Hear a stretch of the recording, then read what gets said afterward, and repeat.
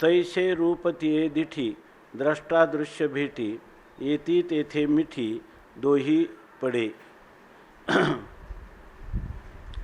रुक्मिणी प्राणसंजीवन भक्तजनवत्सल अकारण करुणावरुणालय अनंत गुणगण निधान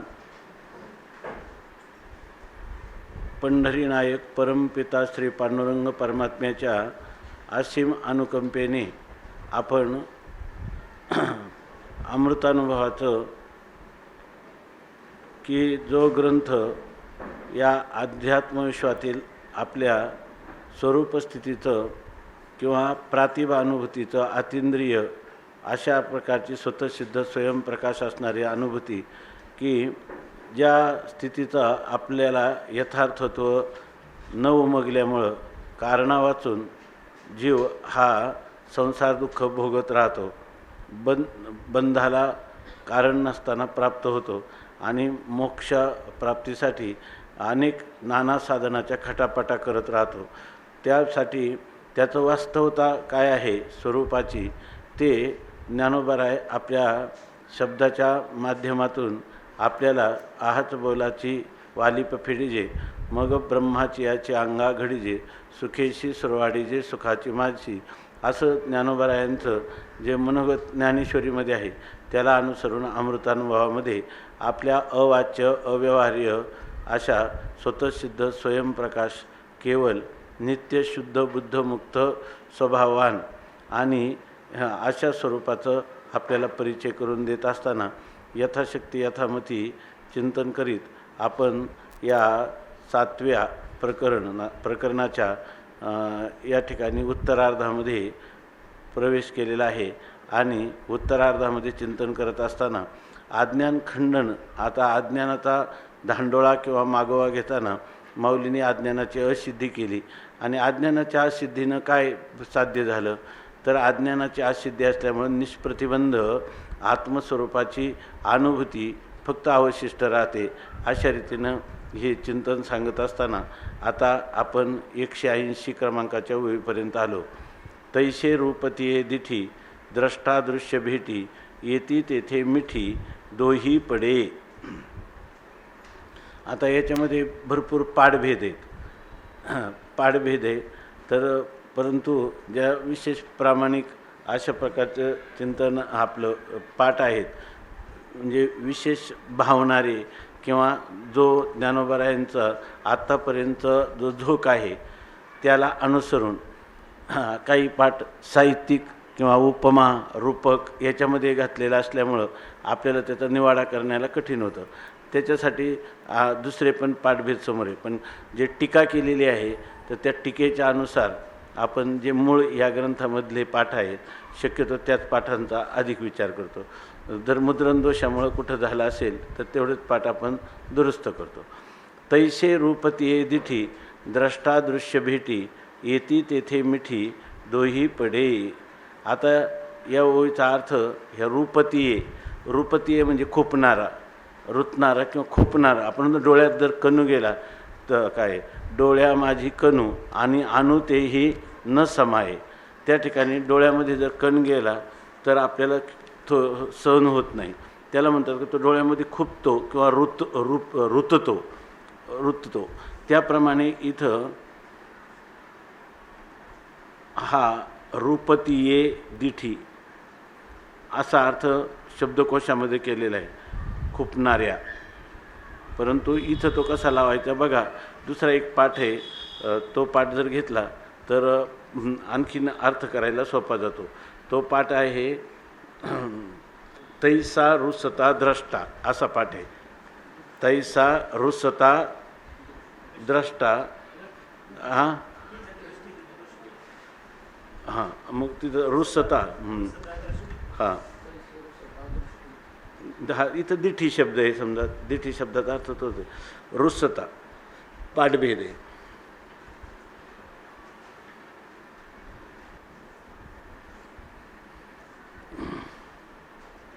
तर पहिला अर्थ रुसता असा अर्थ करायचा.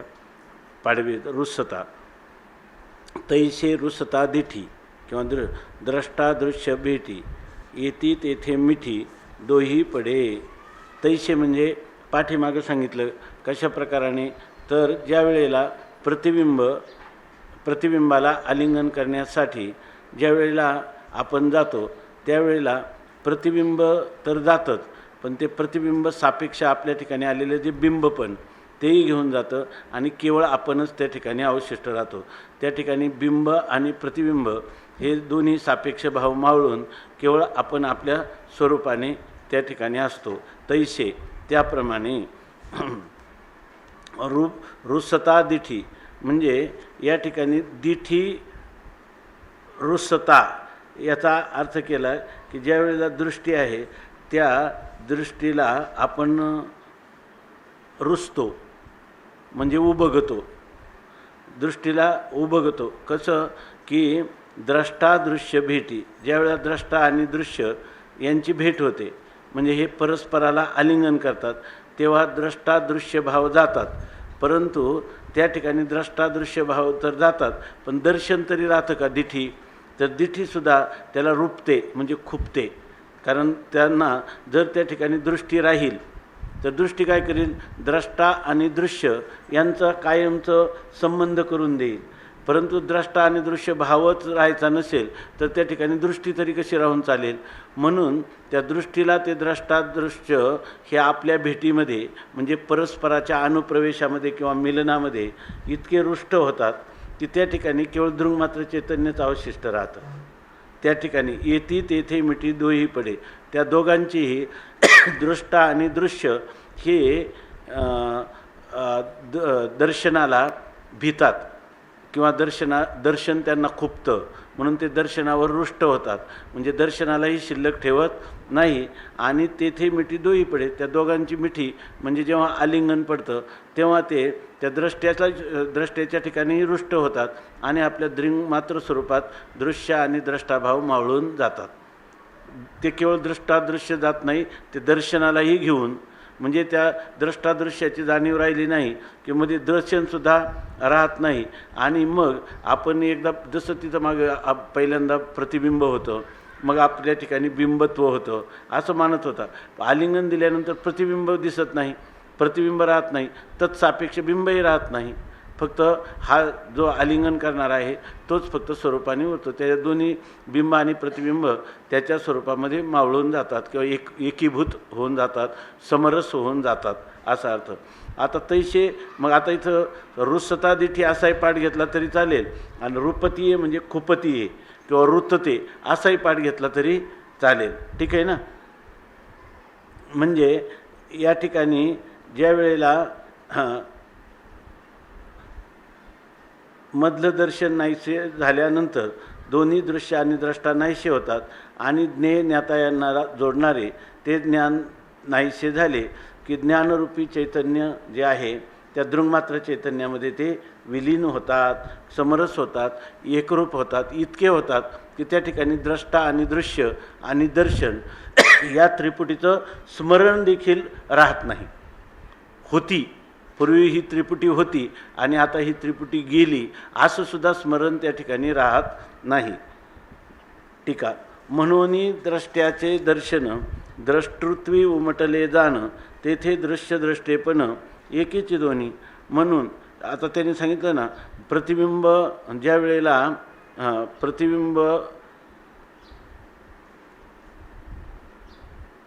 प्रतिबिंबाला आलिंगन करायला जातो त्यावेळेला ते प्रतिबिंब नाहीसं होतं आणि तत्सापेक्ष बिंबही नाहीसं होतं. त्याप्रमाणे ह्या स्वयंप्रकाश असणाऱ्या दृष्ट्याच्या ठिकाणी दृश्य आणि द्रष्टा हे दोन्ही राहत नाही. म्हणून द्रष्ट्याचे दर्शन, म्हणून द्रष्ट्याचं जे दर्शन आहे ते द्रष्टृत्वी उमटले जाणं. द्रष्ट्याचं जे दर्शन आहे ते दर्शन कुठं जातं, मूळ असणारं दृंगमात्र द्रष्टा त्याच्या ठिकाणी ते उमटले जाणं म्हणजे त्याच्या ठिकाणी ते अभिव्यक्त होतं म्हणजे त्याच्याशी ते समरस होतं. तेथे दृश्य द्रष्टेपण एकच दोन्ही. त्या ठिकाणी दृश्य आणि द्रष्टा हे दोन्ही एकच होऊन जातात म्हणजे दोन्ही दर्शनरूप. बरं ना, म्हणजे निरपेक्ष दृंगमात्र स्वरूप हे त्याचं दर्शन म्हणजे ज्ञानरूप. त्या ज्ञानरूपामध्ये ते दोन्ही सामावून जातात. दृश्य आणि द्रष्टेपण हे दोन्ही एकच होतं. म्हणजे दृश्य पण परमात्माच आहे, द्रष्टा पण परमात्माच आहे, सगळे एकरूपच होऊन जातात. पण जेव्हा तो द्रष्टा हा दृश्याला पाहिला जातो तेव्हा ते द्रष्ट्याचं स्वरूप आहे असं सिद्ध झाल्यामुळं त्या ठिकाणी दृश्य राहत नाही. तो कोण राहतो? दृग मात्र द्रष्टा. आणि तत्सापेक्ष आलेलं द्रष्टेपणही राहत नाही, सापेक्ष दृष्टेपणही राहत नाही. आणि त्यामुळं त्या सापेक्ष दर्शनापणे त्रिपुटीतलं दर्शन राहतं का? ते द्रष्टा, दृश्य आणि दर्शन ही सगळीच त्रिपुटी त्या ठिकाणी पूर्णपणे म्हणजे असिद्ध होऊन केवळ एकमात्र केवळ आपलं स्वरूपच त्या ठिकाणी अवशिष्ट राहतं. त्या दर्शनाची खुण द्रष्टत्वी आटली जाणं, तेथे दृश्यना दृष्टेपण दोही नव्हे. आता दर्शनाचा जो संकेत आहे, दर्शनाचं जे स्वरूप आहे, ते दर्शनाचं स्वरूप तरी कुठं जातं? जसं द्रष्टा आणि दृश्य हे त्या अधिष्ठान चैतन्यामध्ये एकीभूत होतात, तर दर्शनाची स्थिती काय होते? त्या दृग्मात्र परमात्मा रूपच होतं. त्यामुळं त्या ठिकाणी आता ते जर परमात्मा रूप झालं तर द्रष्टा आणि दृश्य यांना जोडणारा सेतू कोण राहिला? कोणीच राहिला नाही. त्यामुळं त्या ठिकाणी आता एकदा आत्मस्वरूपाशी समरस झाल्यानंतर त्या ठिकाणी दृश्यही राहत नाही आणि द्रष्टाही राहत नाही. हे दोन्हीही त्या ठिकाणी पूर्णपणे मावळून जातात. नुमटे दर्शनाची खुण मग दृश्यते काय दृष्टे ते कवन, अवघा चिद्विलास संपूर्ण अवधीवीन. त्या ठिकाणी दर्शनाची कोणती खूणसुद्धा राहत नाही. म्हणजे दर्शनाचं स्वतंत्र स्वरूप त्रिपुटीमधलं राहत नाही. आणि दर्शनाचं स्वरूपच जर राहिलं नाही तर दर्शनमध्ये नसलं तर मग दृश्य आणि द्रष्टा यांना जोडणार कोण? मग अर्थात दृश्य आणि द्रष्टाही त्या ठिकाणी राहत नाही. मग काय राहतं? अवघा चिद्विलास संपूर्ण अवधीहीन, अवधीविहीन. म्हणजे ज्याला कोणत्याही प्रकार, अवधी म्हणजे परिच्छिन्न, देशकाल वस्तू परिच्छेद विवर्जित, असं फक्त चैतन्याचा विलास म्हणजे चैतन्याचा निरपेक्ष विस्तार, म्हणजे चैतन्याची निरपेक्ष व्यापकता, म्हणजे व्यापक निरपेक्ष चैतन्य, हेच फक्त त्या ठिकाणी राहतं. दुसरं द्रष्टा दृश्य दर्शनी त्रिपुटी राहत नाही असं सांगितलं. मग त्यावेळेला कशी स्थिती होते यासाठी ज्ञानोबराय 181 ओळीमध्ये सांगतात. प्रलय जलधरू न मिळती तवत सरिता सागरू, मग एकतट निरू जैसे जैसे होय. आता याच्यामध्ये पण पाठभेद आहे, याच्यामध्ये पाठभेद असा आहे, पण इथं जे केलेलं आहे चिंतन त्याच्यावरून हाच पाठभेद जो आहे त्या पाठभेदाचं चिंतन केलेलं आहे.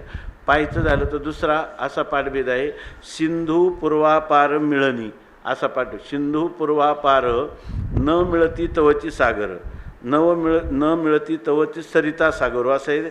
पण तिथं असं आहे की प्रलय जलधरू याच्याऐवजी सिंधू पूर्वापार न मिळती तव सागरू, मग एकतट निरू होय जैसे, तिथं एकवट तीर जैसे होय असा पाठ आहे.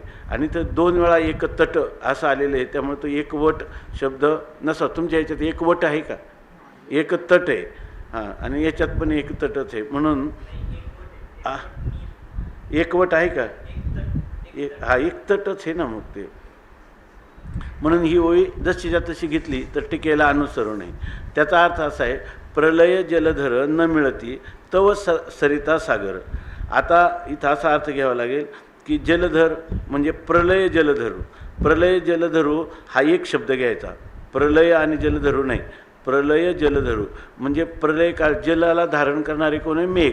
म्हणजे प्रलयकालचे मेघ जोपर्यंत न मिळती येत नाहीत, म्हणजे प्रलयकालचे मेघ जोपर्यंत वर्षाव करत नाहीत तव सरिता सागरू, तोपर्यंत ही नदी आणि हा समुद्र असा भेद असतो.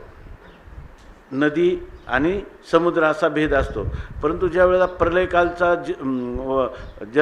जलाचा वर्षाव होतो त्यावेळेला नदी आणि समुद्र कुठं जिकडं पाहो तिकडं पाणीच पाणी होऊन जातं. आता त्याच्यामध्ये सरिता आणि सागर हे दोन्हीही राहत नाहीत. मग एकतट निरू जैसे होय. मग जसं एकतट म्हणजे एकरस, एकरस म्हणजे घनदाट, घनवट अशा प्रकारचं फक्त जैसे निरू होय, सगळं पाणीच पाणी, निरू म्हणजे पाणी, पाणीच सर्व होऊन जातं. हा दृष्टांत आहे. याविषयी आता टीकाकार सांगतात, अहो दर्शनाचे सोयी दृश्यद्रष्टृत्व पडे ठाई, तरी स्वरूपाशी नाही तुटी आली. आता ते म्हणतात की दर्शनाचे सोयी म्हणजे दर्शनाच्या मार्गाने दृश्य द्रष्टृत्व पडे ठाई. द्रष्टा आणि दृश्य आपल्याला द्रष्टा आणि दृश्याचं ज्ञान ठाई पडे म्हणजे आपल्याला याचं ठाऊक होतं. हे कशामुळं होतं? दर्शनाच्या मार्गाने गेलं तर. म्हणजे दर्शनाचा मार्ग हा काय करतो? द्रष्टा आणि दृश्य यांची भेट घालून देतो. आणि मग त्रिपुटीमध्ये द्रष्टा दृश्य आणि दर्शन अशा प्रकारचे द्रष्टा दृश्य दर्शनाच्या द्वारा दृश्य पाहू शकतो असं होतं.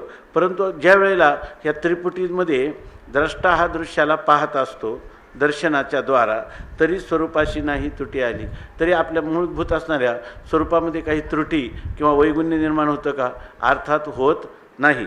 सगळ्या ओव्या पण पहा बरं, त्या ठिकाणी जर कुठं काय असलं तर. दृश्य द्रष्टृत्वाचे परिपाठे स्वरूपी न पडती वाटे आणि प्रत्ययाचे नेटे आटले जेव्हा तेव्हा दृश्य द्रष्टृत्वाचा मासला बुडोनी चिदार नवची दुमदुमीला तेथे विसरेशी बुडाला आठवू थिता. ह्या 2 ओव्यांचं युग्म पाहायचं. ते म्हणतात की परंतु ज्यावेळेला दृश्य द्रष्टृत्वाचे न परिपाठे, ज्यावेळेला दृश्य एक आणि द्रष्टा यांचा परिपाठ म्हणजे असा व्यवहार होतो. द्रष्टा हा दृश्याचं प्रकाशन करीत आहे कोणत्या? दर्शनवृत्तीच्या द्वारा. असा जेव्हा परिपाठ म्हणजे असा जेव्हा व्यवहार होतो त्यावेळेला सुद्धा त्या स्वरूपी न पडती वाटे. किती दृश्य द्रष्टा आणि दर्शन ह्या अनंत त्रिपुटीमध्ये व्यवहार होत असला, प्रत्येक क्षणाला नवीन त्रिपुटी उत्पन्न होऊन व्यवहार होत असला तरीसुद्धा त्या स्वरूपामध्ये कोणताही वाटा म्हणजे विभाग होत नाही. आणि प्रत्ययाचे नेटे आटले जेव्हा, आणि जेव्हा आपल्याला प्रत्यय येतो, प्रत्यय म्हणजे कोणता? दृश्य द्रष्टा आणि दर्शन ही त्रिपुटी आटून जेव्हा आपलं केवळ चिन्मात्र असं स्वरूपाची आपल्याला प्रतीती येते, अनुभूती येते, त्यावेळेला प्रत्ययाचे नेटे त्या प्रत्ययाच्या भरामध्ये जेव्हा आटले, जेव्हा हे दृश्य आणि द्रष्टृत्व काय होतं? आटून जातं.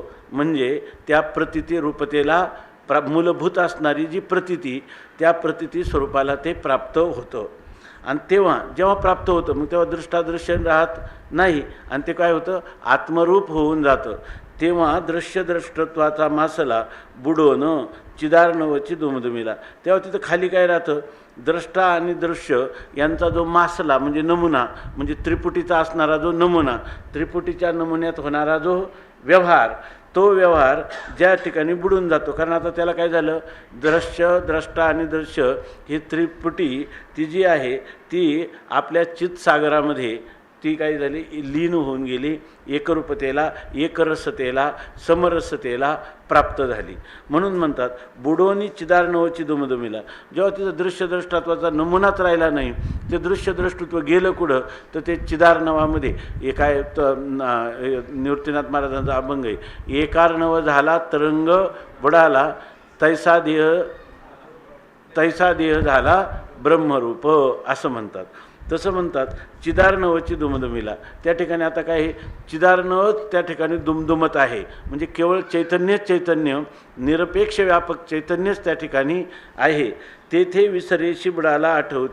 तिथं आपल्याला हे दृश्यद्रष्टा याची प्रतीती आहे का? मूळ प्रतीती जेव्हा चिदार नावाची किंवा चैतन्य घनत्वाची आपल्या स्वरूपस्थितीचा जेव्हा परिचय झाला, म्हणजे यथार्थ साक्षात्कार झाला, त्याला त्या ठिकाणी प्रत्यय म्हणजे यथार्थ ज्ञान किंवा स्वरूपाची यथार्थ अनुभूती. ठीक चालले ना? ते अनुभूतीमध्ये तिथं आता दृष्टादृश्य ज्याचा आठव आहे का? आठव नाही, पण विसर तरी आहे का? आठवही नाही आणि विसरले नाही. आठव नाठव गेले भावा भाव आणि झाला स्वयमेव पांडुरंग, अशी त्याची स्थिती आहे. तिथं आठव पण नाही आणि नाठव पण नाही. जेवी पूर्वापर सागर न मिळताची एकले निर याईवरी प्रळयाचे घर पावले जेव्हा. तर ते म्हणतात पूर्व आणि पश्चिम हा सागर, पूर्वापर सागर म्हणजे पूर्व समुद्र आणि पश्चिम समुद्र, न मिळताची एकले निर, ते दोघं एकमेकाला भेटले नाही, त्यांचा संगम झाला नाही, तरी त्याच्यामध्ये काय आहे? एक पाणीच आहे. आणि याहीवरी प्रळयाचे घर पावले जेव्हा, आणि त्यावेळेला ते प्रळय काळाचं घरात प्रवेश करते झाले. म्हणजे प्रळयकाळी वर्षा होऊन नदी समुद्र असा कोणताही भेद राहिला नाही. अशी स्थिती जेव्हा आली, तया प्रळयी नाही पारावार, त्या प्रलयामध्ये काय पारावार आहे का? हा सरिता आणि हे समुद्र असं ते ह्या सरितेचं किंवा समुद्राचं हे पश्चिम तीर आणि हे पूर्व तीर असा याच्या ठिकाणी पूर्व पश्चिम अशा प्रकारचा पूर्व तट आणि पश्चिम तट असा व्यवहार तिथं राहिला आहे का? राहिला नाही. म्हणून एकतट अवघे निर, तिथं सर्व काय आहे? तया प्रळयी नाही पारावर, त्याला पूर्व पश्चिम उत्तर दक्षिण असे कोणतंही तट राहिलेला नाही. त्या ठिकाणी एक तट म्हणजे एक रस सर्व काय आहे? नीर म्हणजे पाणीच आहे. तेवी दृश्य द्रष्टृत्वाची कोर उल्लंघिली जेव्हा, तेव्हा अगोदर काय होतं? दृश्य द्रष्टा भावात व्यवहार चालत होता आणि आता प्रतीतीच्या रसामध्ये बुडी दिली तेव्हा दृश्य आणि द्रष्टृत्वाची कोर जी आहे त्या दृश्य द्रष्टृत्वाचा जो काही मर्यादा आहे त्या मर्यादेचं उल्लंघन झालं आणि चिदार्णव चैतन्य सागरामध्ये त्यांनी बुडी दिली किंवा ते त्याच्याशी समरस झाले. तेव्हा पूर्वी दृश्य द्रष्टृत्व भान आता अवघे झाले समान, आईशी काही खुणं उरली नाही. आणि जेव्हा अशी स्थिती झाली तेव्हा आपल्याला असं कळतं का पूर्वी सरिता समुद्र होते आणि आता एकार्णव झालं? असं कळत नाही. तसंच कोणत्या जेव्हा जलप्रलय होतो त्याप्रमाणे हा कोणता प्रलय? स्वरूप प्रलय आहे. आणि ह्या स्वरूप प्रलयामध्ये पूर्वी कारण काय आहे? हा स्वरूप प्रलय कोणत्या साधनाने साध्य केलेला नाही, तो नित्यसिद्ध आहे. त्यामुळं त्या ठिकाणी पूर्वी अज्ञान कालामध्ये आपल्याला द्रष्टादृश्य भान होतं, आता ते अज्ञान गेलं आणि मग द्रष्टादृश्य भान जे आहे ते आपलं बुडून गेलं आणि एकरस समुद्र चिदार्णव झाला. अशा प्रकारचा विचार आहे का तिथं? किंवा अशा प्रकारची स्थिती आहे का? नाही. अशा प्रकारची धारणा करण्याची आवश्यकता आहे का? नाही. म्हणून तेव्हा पूर्वी दृश्य द्रष्टृत्व भान आता अवघे झाले समान. पूर्वी आपल्याला द्रष्टादृश्य असं भान होतं का? त्यावेळेला चिदभानच होतं काय? त्यावेळेला चितच होतं की नाही? म्हणजे त्यावेळेला काय होतं? भानरूप भानस्वरूप ज्ञानस्वरूप चितच होतं, चैतन्यच होतं, दुसरं काही नव्हतं. चैतन्य होतं, द्रष्टादृश्य भान होतं तेव्हाही. आणि आता अवघे झाले समान. आणि आता काय झालेलं आहे की आता आपल्याला सगळं समान झालं, एकार्णव झाला तरंग बुडाला. असं तरी भान का? आईशी काही खुणं उरली नाही. अशी पण कोणत्याही प्रकारची खूण किंवा संकेत स्वरूप असं स्वरूप काही उरलेलं नाही. म्हणून दृश्य द्रष्टृत्व स्वभाव येणेशीच एकार्णव, दुसऱ्या तटाचा उगव वस्तुत्वी नाही. म्हणून दृश्य द्रष्टृत्व स्वभाव हे दृश्य आणि दृष्टत्वाचा जो स्वभाव आहे तो स्वभाव कसा आहे? येणेशी एकार्णव, तो ह्या चैतन्याशीच एकरूप झालेला आहे. म्हणजे जेव्हा दृश्य द्रष्टृत्व आपल्याला प्रतीतीला येतं, बरोबर ना, तर ते स्वाभाविकपणे एकार्णवालाच आहे. म्हणजे त्यावेळेला ते चैतन्याला सोडून आहे का? का चैतन्य स्वरूपच आहे? तेव्हाही चैतन्य स्वरूप आहे. मग चैतन्य स्वरूप कसं आहे? सापेक्ष आहे का निरपेक्ष आहे? सातिशय आहे का निरतिशय? निरतिशय व्यापक आहे. मग त्याच्या ठिकाणी दुसऱ्या तटाचा उगव वस्तुत्वी नाही. त्याच्या ठिकाणी दुसऱ्या तटाची उगम किंवा उद्भव त्या वस्तुत्वी त्या आत्मवस्तूमध्ये दुसरा तट नाही. तिथं अलीकडचा तट ना पलीकडचा तट किंवा द्रष्टा आणि दृश्य झाल्यामुळं त्या ठिकाणी तिच्यामध्ये काही विभाग किंवा वाटा असं काहीच निर्माण झालेलं नाही. देश काल वस्तू भेद मावळला, आत्मा निर्वाळला विश्वाकारे अशी स्थिती आहे. जेवी प्रळय निळ एकतट, प्रळय नीर एकतट, तेवी वस्तूची एकी घनदाट, आंतरबाह्य सकट आंतरचे आघवे. ज्या वेळेला प्रळय नीर म्हणजे प्रळयकालचं जे जल आहे ते जल कसं? एक तट म्हणजे एक रस, केवळ जलच जल आहे सगळीकडं. आणि त्याच्यामध्ये पूर्व तट पश्चिम तट काय आहे का? सरिता सागर असा व्यवहार आहे का? बरं, हा व्यवहार मावळला हे तरी कळेल का त्याच्यामध्ये? कारण तर ज्या वेळेला मावळला कधी पूर्वी नसता, तर ज्या वेळेला द्रष्टादृश्य व्यवहार होत होता त्यावेळेलाही दृंगमात्र चैतन्य जसंच्या तसंच एक कारणव रूपाने होतं. आणि आता तो जरी मावळला, केवळ प्रतिती रूपता त्या ठिकाणी आपल्याला प्राप्त झाली तरीसुद्धा त्याही ठिकाणी जे निरतिशय व्यापक चैतन्य जो का त्यो अशाच प्रकारचं असल्यामुळं तटाचा उगव वस्तुती नाही, कोणत्याही तटाचा संबंध त्या वस्तू स्वरूपाच्या ठिकाणी आला नाही. म्हणजे तटाचा म्हणजे कोणत्याही वस्तूमुळं, देशामुळं, काळामुळं त्याच्यामध्ये भेद झाले अशा प्रकारचा त्याला तट म्हणायचं ना. तर अशा प्रकारचा विभाग त्याच्यामध्ये कधीही झाला नाही. जेवी प्रळयनिळ एकतट तेवी वस्तूची एकी घनदाट. ज्या वेळेला प्रलयकालाचं जल आहे, एक रस जलद जल आहे, तेव्हा त्या ठिकाणी एक घनदाट सब्राभरीत ओतप्रोत फक्त आत्मवस्तूच त्या ठिकाणी आहे किंवा स्वरूपच त्या ठिकाणी आहे. आणि त्या ठिकाणी अंतर्बाह्य सगळं अंतरची आहे. आता त्या ठिकाणी आत आणि बाहेर विभाग आहे का सगळं अंतरची, सगळं आतच आहे. म्हणजे सगळं अंतरच आहे. आत आणि बाह्य याच्या आतीत असणारा केवळ अंतर म्हणजे केवळ स्वस्वरूप एवढंच त्या ठिकाणी राहतं. वस्तूचे वस्तू अंतर हे बघायचं काय आहे का, वस्तूचे वस्तू अंतर त्या अंतरा आड नाही आड पदर म्हणून प्रकटची निरंतर बाह्य ही तेची. आता ते म्हणतात वस्तूचे वस्तू अंतर.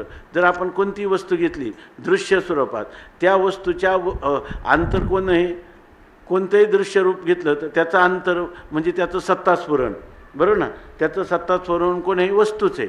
तुम्ही कोणतीही वस्तू घ्या पण त्या वस्तूच्या अंतर कोण आहे, वस्तूच आहे. म्हणजे केवळ एक मात्र, केवळ चैतन्य मात्र आहे. मग त्या अंतराआड नाही आडपदर. आणि जर त्याच्यामध्ये केवळ वस्तूच आहे, त्या वस्तूच्या ठिकाणी त्या अंतराआड म्हणजे त्या केवळ अंतरंग असणाऱ्या त्या वस्तूमध्ये म्हणजे वस्तू स्वरूपामध्ये आड नाही आडपदर.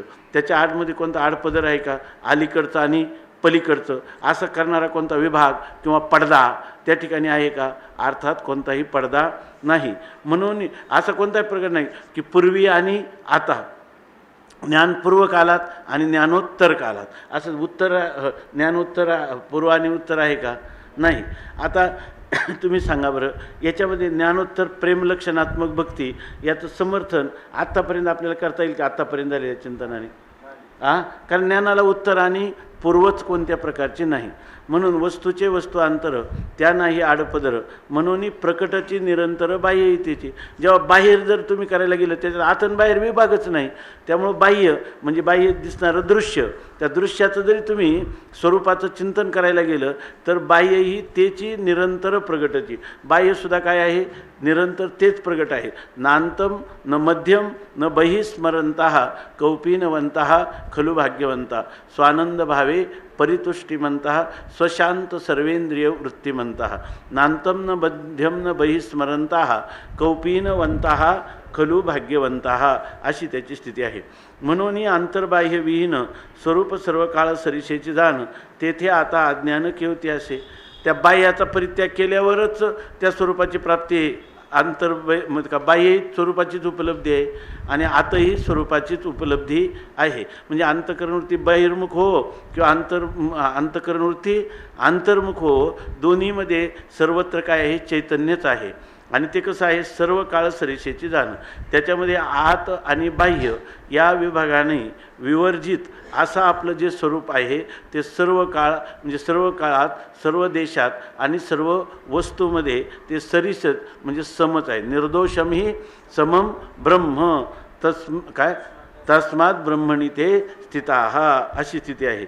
तेथे आता अज्ञान केवते असे. तिथं अज्ञान कुठं सापडलं, बाह्य व्यवहारात द्रष्टादृश्य दर्शन त्या त्रिपुटीमध्ये सापडलं बाहेर तुम्हाला, का त्रिपुटीचा परित्याग केल्यावर आत सापडलं, का दोन्ही ते तेच आहे, का त्याचं ते निर्विकार निर्विकार रूपाने, उदासीन रूपाने, असंग रूपाने, एक रूपाने, बरोबर जसंच्या तसंच आहे. मग तेथे आता अज्ञान केवते असे. तिथं अज्ञान कुठं सापडायचं सांगा, अज्ञान तिथं कुठं सापडत केवते असे कुठं आहे सांगा. आपण अजून तर काही कुठं सापडत नाही. द्रष्टादृश्य दर्शन नसोन स्वरूपाची एक पूर्ण कर्तृत्व कर्म नसोन क्रियाप्रवाह. आता इथून पुढचा जो ग्रंथ आहे ना, हे थोड्या 5-25 वया त्यांनी कशा लिहिलं, आपण जास्तीत जास्त बारकाईने विचार केला तर खूप आनंददायी आणि खूप आपल्या स्वरूपावर प्रकाश पाडणाऱ्या, स्वस्वरूपाच्या किंवा स्वस्वरूप स्थितीवर अत्यंत जवळून प्रकाश पाडणाऱ्या, निर्धास्त रूपाने आपल्याला कथन करणाऱ्या अशा ह्या ओव्या आहेत. बघा आता, द्रष्टादृश्य दर्शन नसोन स्वरूपाची एकपूर्ण. द्रष्टा दृश्य आणि दर्शन हे काहीच नसून केवळ आपलं स्वरूपच परिपूर्ण आहे. कर्तृत्व कर्म नसवणं क्रिया प्रवाह. तिथं कर्तृत्व, इथं काय द्रष्टा दृश्य दर्शन नसलं तरी आपलं एक नसून म्हणजे तत्वतः नसताना केवळ आपलं परिपूर्ण ओम पूर्णमदा असं स्वरूपच आहे. कर्तृत्व कर्म नसवणं, त्या ठिकाणी कर्ता आणि कर्म दोन्ही नाही, म्हणजे कर्तृत्वही नाही आणि कर्मही नाही असं सांगतात. परंतु क्रिया प्रवाह. तर आता इथं असं घ्यावं की कारण पुढच्या ओव्या ज्या आहेत, मग तुम्ही काय म्हणाल कर्तृत्व नाही कर्म नाही म्हणजे याचा अर्थ कर्ता कर्म आणि क्रिया, बरोबर आहे ना, ही त्रिपुटी. पण इथं ते काय म्हणतात कर्तृत्व कर्म नसवणं म्हणजे कर्तृत्वही नाही आणि कर्मही नाही. मग तुमच्या त्याच्या ठिकाणी क्रिया होईल की नाही, कारण पुढं जीवनमुक्ती माऊली मानतात. तर क्रियेचा प्रवाह आहे म्हणजे कर्तृत्व कर्म नसूनही क्रिया प्रवाह चालू आहे, म्हणजे क्रिया मात्र घडतात, बरोबर ना. म्हणजे दोन्ही प्रकाराने द्रष्टा दृश्य दर्शन नसून केवळ पूर्ण स्वरूपानेच ते आहेत, म्हणजे त्रिपुटी नसली तरी ते आपल्या स्वरूप महिमेमध्ये आहे. आणि कधी कर्तृत्वाचा अभिमानही नाही, बरोबर ना. आणि त्या ठिकाणी कर्म करायचं, त्याला कोणत्याही प्रकारचं कर्म करण्याची प्रवृत्ती नाही, तरीसुद्धा क्रियाचा प्रवाह चालूच आहे, क्रिया प्रवाह चालू आहे. कार्य कर्म करता येणे न तुटे स्वरूपीची अखंडता. क्रिया प्रवाह ऐता चिद्विलासो असं पुढं म्हटलेले, म्हणून लक्षात आलं ना. तर पुढं ते म्हणतात कार्य कर्म आणि करता, जर त्याच्या ठिकाणी कार्यही होत राहिलं कर्मही असलं, बरं, आणि तो कर्ता असला म्हणजे कर्तृत्वाचा अभिमान धरूनही क्रिया करत असला, तरी येणेनं स्वरूपीची अखंडता तुटे. तर याच्यामुळं स्वरूपाचं जी अखंडता आहे त्या स्वरूपामध्ये कर्मक्रिया करता या त्रिपुटीमध्ये कोणताही त्याची अखंडता कधीही खंडित होत नाही. क्रियाप्रवाह ऐता, तो क्रियाप्रवाह ऐता म्हणजे स्वतःसिद्ध सहज त्या ठिकाणी क्रियेचा प्रवाह, क्रिया त्याच्या ठिकाणी होताना दिसते. आणि कशामुळे दिसते, हा सगळा चिद्विलास आहे. हे सर्व चैतन्याचंच विलसन आहे किंवा ही चैतन्याची शोभा आहे, बरोबर ना. ही सर्व चैतन्याची शोभा म्हणून क्रिया करता कर्म हे त्याच्या ठिकाणी दिसताना होताना दिसतं, क्रियेचा प्रवाहही दिसतो. इथं असे नाही म्हणायचं कर्तृत्वाभिमान सोडला, फलाची कामना सोडली तरी त्याच्या ठिकाणी तो कर्म करतो, असं जे कर्मकांडामध्ये किंवा कर्मयोगामध्ये जे चिंतन करतो त्या चिंतनाचा इथं काही संबंध नाही. ही सहजच म्हणजे का की कोणत्याही प्रकारची त्याची अखंडता जर बाधित होत नसेल, अखंडतेला बाध येत नसेल तर क्रियेचा प्रवाह पण त्याच्या ठिकाणी चालू शकतो. म्हणून त्यावेळेला त्याच्या स्वरूपात काही न्यूनता किंवा वैगुण्य त्रुटी निर्माण झाली असं समजण्याचं कारण नाही असं सांगतात. तुम्ही वर म्हटले की त्या ठिकाणी कर्तृत्व कर्म नाही परंतु क्रियाप्रवाह आहे, असं नाही. म्हणजे क्रियाप्रवाह होताना दिसतो परंतु त्या ठिकाणी कर्म करता हे असलेही तरी त्याच्या स्वरूपाची अखंडता तुटत नाही. क्रियाप्रवाह आहे. मग आता ह्या क्रियेच्या प्रवाहाची संगती काय लावायची? क्रियेच्या प्रवाहाची संगती तो त्याच्या ठिकाणी अज्ञान आहे असं म्हणून नाही लावायची, बरोबर ना. अज्ञान आहे म्हणून क्रिया आहे, बरोबर ना. स्वरूपाच्या ठिकाणी क्रिया नाही आणि याच्या ठिकाणी स्वरूप क्रिया आहे, याचा अर्थ तिथं अज्ञान आहे म्हणून क्रिया आहे, बरोबर ना. असं तुम्हाला म्हणता येणार नाही. कार्यकर्म करता येणे न तुटे स्वरूपीच्या अखंडता. क्रिया प्रवाह ऐता चिद्विलासो, हा चैतन्याचा विलास आहे, चैतन्याची शोभा आहे. त्या ठिकाणी ही अज्ञानाची शोभा किंवा हे अज्ञानाचं कार्य किंवा ही त्रिपुटी अज्ञान स्वरूप किंवा अज्ञानात्मक किंवा अज्ञान कार्य अशा प्रकारची ही त्रिपुटी मुळीच नाही. म्हणून क्रिया हा काय आहे? चिद्विलास आहे. इथं सांगायचं आहे त्यांना हे चैतन्याचा विलास आहे, ह्या काय अज्ञानाचा विलास किंवा अज्ञानाचा परिणाम म्हणून हे घडत नाही. तिथं अज्ञानाची सिद्धीसुद्धा होत नाही. मग अज्ञानाची सिद्धी होत नाही तर याची संगती कोणती? हे काय हा चिद्विलास हीच याची काय आहे? संगती आहे. क्रिया त्रिपुटी विहीन वर्ततसे अवघे जन तेथे आता अज्ञान समूळ लटिके. आता पुढं खूप गोड शंका केलेली आहे त्यांनी. हा जो ओघ आहे कसा घ्यायचा बघा. आता तिथं ते म्हणतात क्रिया त्रिपुटी विहीन, त्याची सगळी क्रिया आहे परंतु त्रिपुटी विहीन वर्ततसे अवघे जन तेथे हे आहे का? असंच आहे का? तेथे आता अज्ञान समूळ लटिके. ते म्हणतात ही क्रिया जरी घडत असली पण ही त्रिपुटी विवर्जित क्रिया आहे. म्हणजे हा कोण त्रिपुटी विवर्जित? त्रिपुटी कुठे आहे? अज्ञानात आहे. आणि त्रिपुटी विवर्जित आहे म्हणजे हा ज्ञानाचा विलास आहे, हा क्रियेचा प्रवाह, हा त्याच्या ज्ञानाचा हा विलास आहे. वर्त तसे अवघे जन तेथे आता अज्ञान अवघे लटिके. त्रिपुटी विहीन क्रिया आहे आणि संपूर्ण लोक त्रिपुटी विहीन क्रियेमध्येच त्यांचं वर्तन आहे.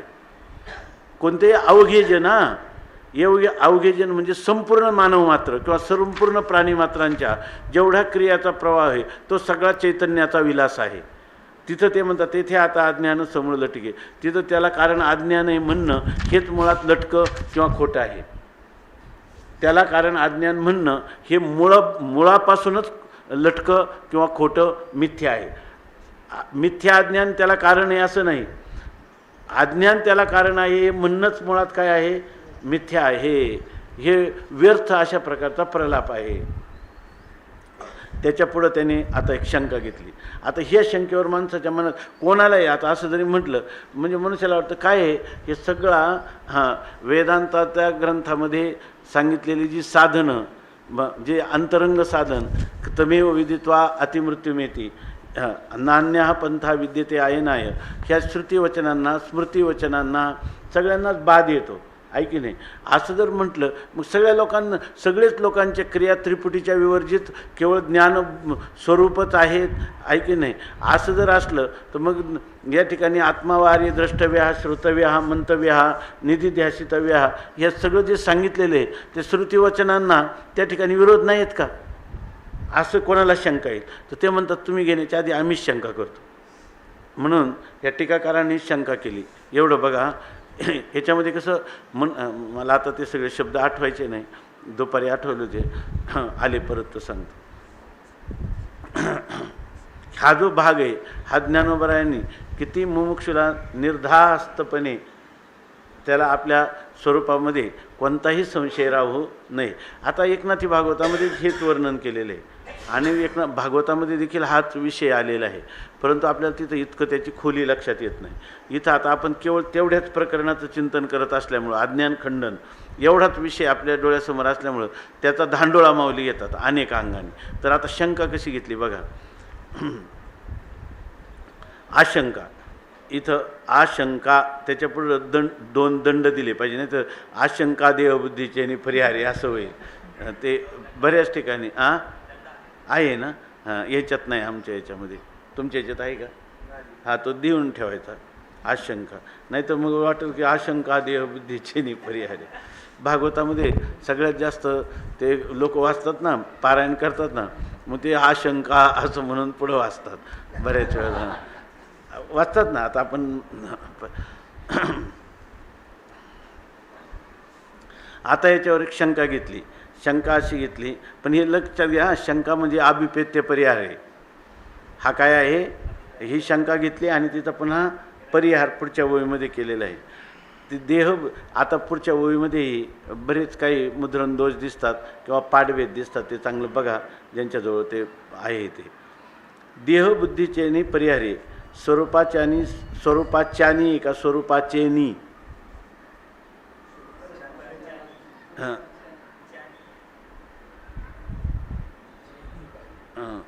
स्वरूपाचेनी साक्षात्कार्य असं असेल किंवा स्वरूपाच्या निज साक्षात्कार्य असं, पण ते काही निज घेण्यात काही हे नाही.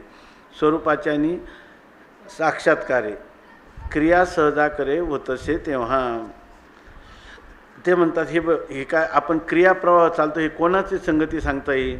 ज्ञानवान पुरुषाविषयी म्हणता येईल. तुम्ही म्हणतात अवघ्याच जनाचं, सगळ्याच जनाचं त्रिपुटी विवर्जित असा चिद्विलासामध्येच हा सगळा व्यवहार होत आहे. हा व्यवहार म्हणजे सर्व चैतन्याचाच आहे, त्या ठिकाणी अज्ञानाचा काही संबंध नाही असं तुम्ही मानता खरं.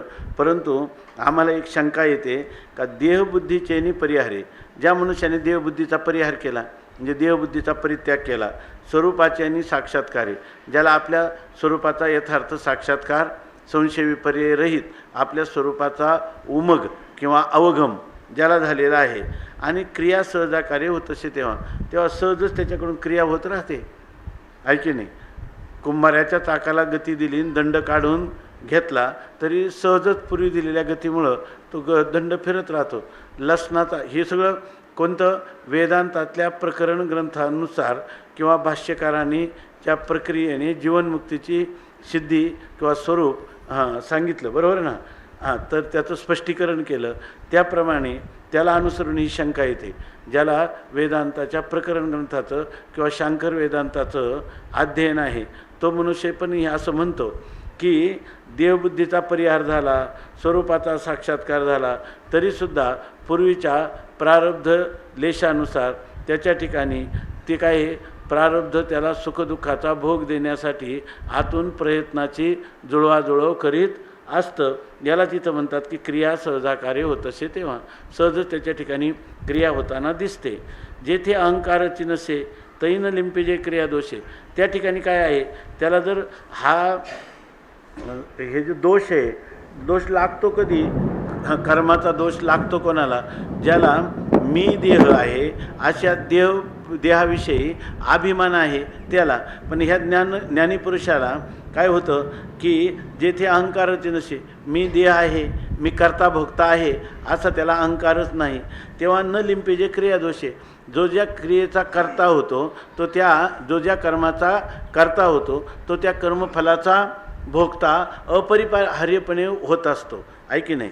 मग इथं अहंकारच नसला, बंद्र अहंकार नसला, जसं स्वप्नामध्ये आपण एक आपलं झोपेमध्ये आपल्याकडून शेजारी असलेल्या एकमेकांना लाता लागल्या तरीसुद्धा आपल्याला काही पाप आपण पाया पडत बसत नाही, पाप लागल्याची भीती वाटत नाही. आणि जागा असताना नुसता पायाचा स्पर्श झाला की लगेच त्याचं दर्शन घेतो, कारण आपल्याला जागा असताना देहाचा अभिमान आहे आणि देहाचा अभिमान असणाऱ्याची लात लागलेली. आणि सुषुप्तीमध्ये देहाभिमान विवर्जित असणाऱ्या लातेचा व्यवहार तोच झालेला आहे, तरी त्याला दोष लागत नाही. म्हणजे जरी क्रिया जर होत असेल तरी ती क्रिया कशी होते, देहाभिमान मूलक होत असली तर ती बंधनाला कारण होते. आणि ज्या ज्ञानीपुरुषाला साक्षात्कार झाला, देहाभिमानाचा त्याग केला, त्या पुरुषाकडून कितीही क्रियेचा प्रवाह होत राहिला तरीसुद्धा तैन लिंपिजे क्रिया दोषे, त्या ठिकाणी त्याला क्रियेचा दोष लागत नाही. तेथे त्रिपुटी नुमसे हे प्रमाण मानू, कारण त्या ठिकाणी त्रिपुटीचाच उद्भव नसतो. मी करता, मी हे अमुक कर्म अमुक फलासाठी मी हे कर्म करीत आहे असं तिथं त्रिपुटीचा नुमसे, त्रिपुटीच त्या ठिकाणी प्रगट होत नसते, हे प्रमाण मानू. ही हास्य संगती आम्ही काय मानू, ही प्रामाणिक आहे असं आम्ही मानू. परी देहबुद्धिमंत कर्माचरण अभिमानयुक्त विषयाच्या ठाई रत होऊनी वर्तती, जे प्रपंचत्वे परिच्छिन्न वर्तती कर्माधीन, ते त्रिपुटी विहीन कैसे नियासती.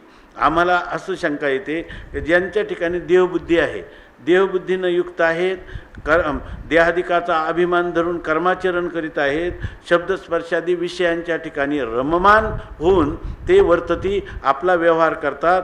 आणि जे प्रपंचत्वे परिच्छिन्न, ज्यांना पंचमहाभूताचा देह मिळून जे परिच्छिन्न भावाला प्राप्त झालेले आहेत, कर्माच्या अधीन कर्माचं परतंत्र होऊन जे व्यवहार करतात ते त्रिपुटी विहीन कैशेने असते. असे करणारेही त्रिपुटीच्या विवर्जित आहेत, असं कसं असू शकेल, शंका बरोबर आहे की नाही. बरं, कसे असू शकतील ते म्हणतात, तेथे लागली पूर्वापरता, साध्य असाध्य गतागतता, तै ब्रह्मची एकरसता कैशी असे. ब्रह्मचीच आहे का, ब्रह्माची एकरसता ब्रह्मचीच आहे ना, ब्रह्मची एकरसता कैशी असे, कैशी असेच आहे ना. हां ठीक आहे.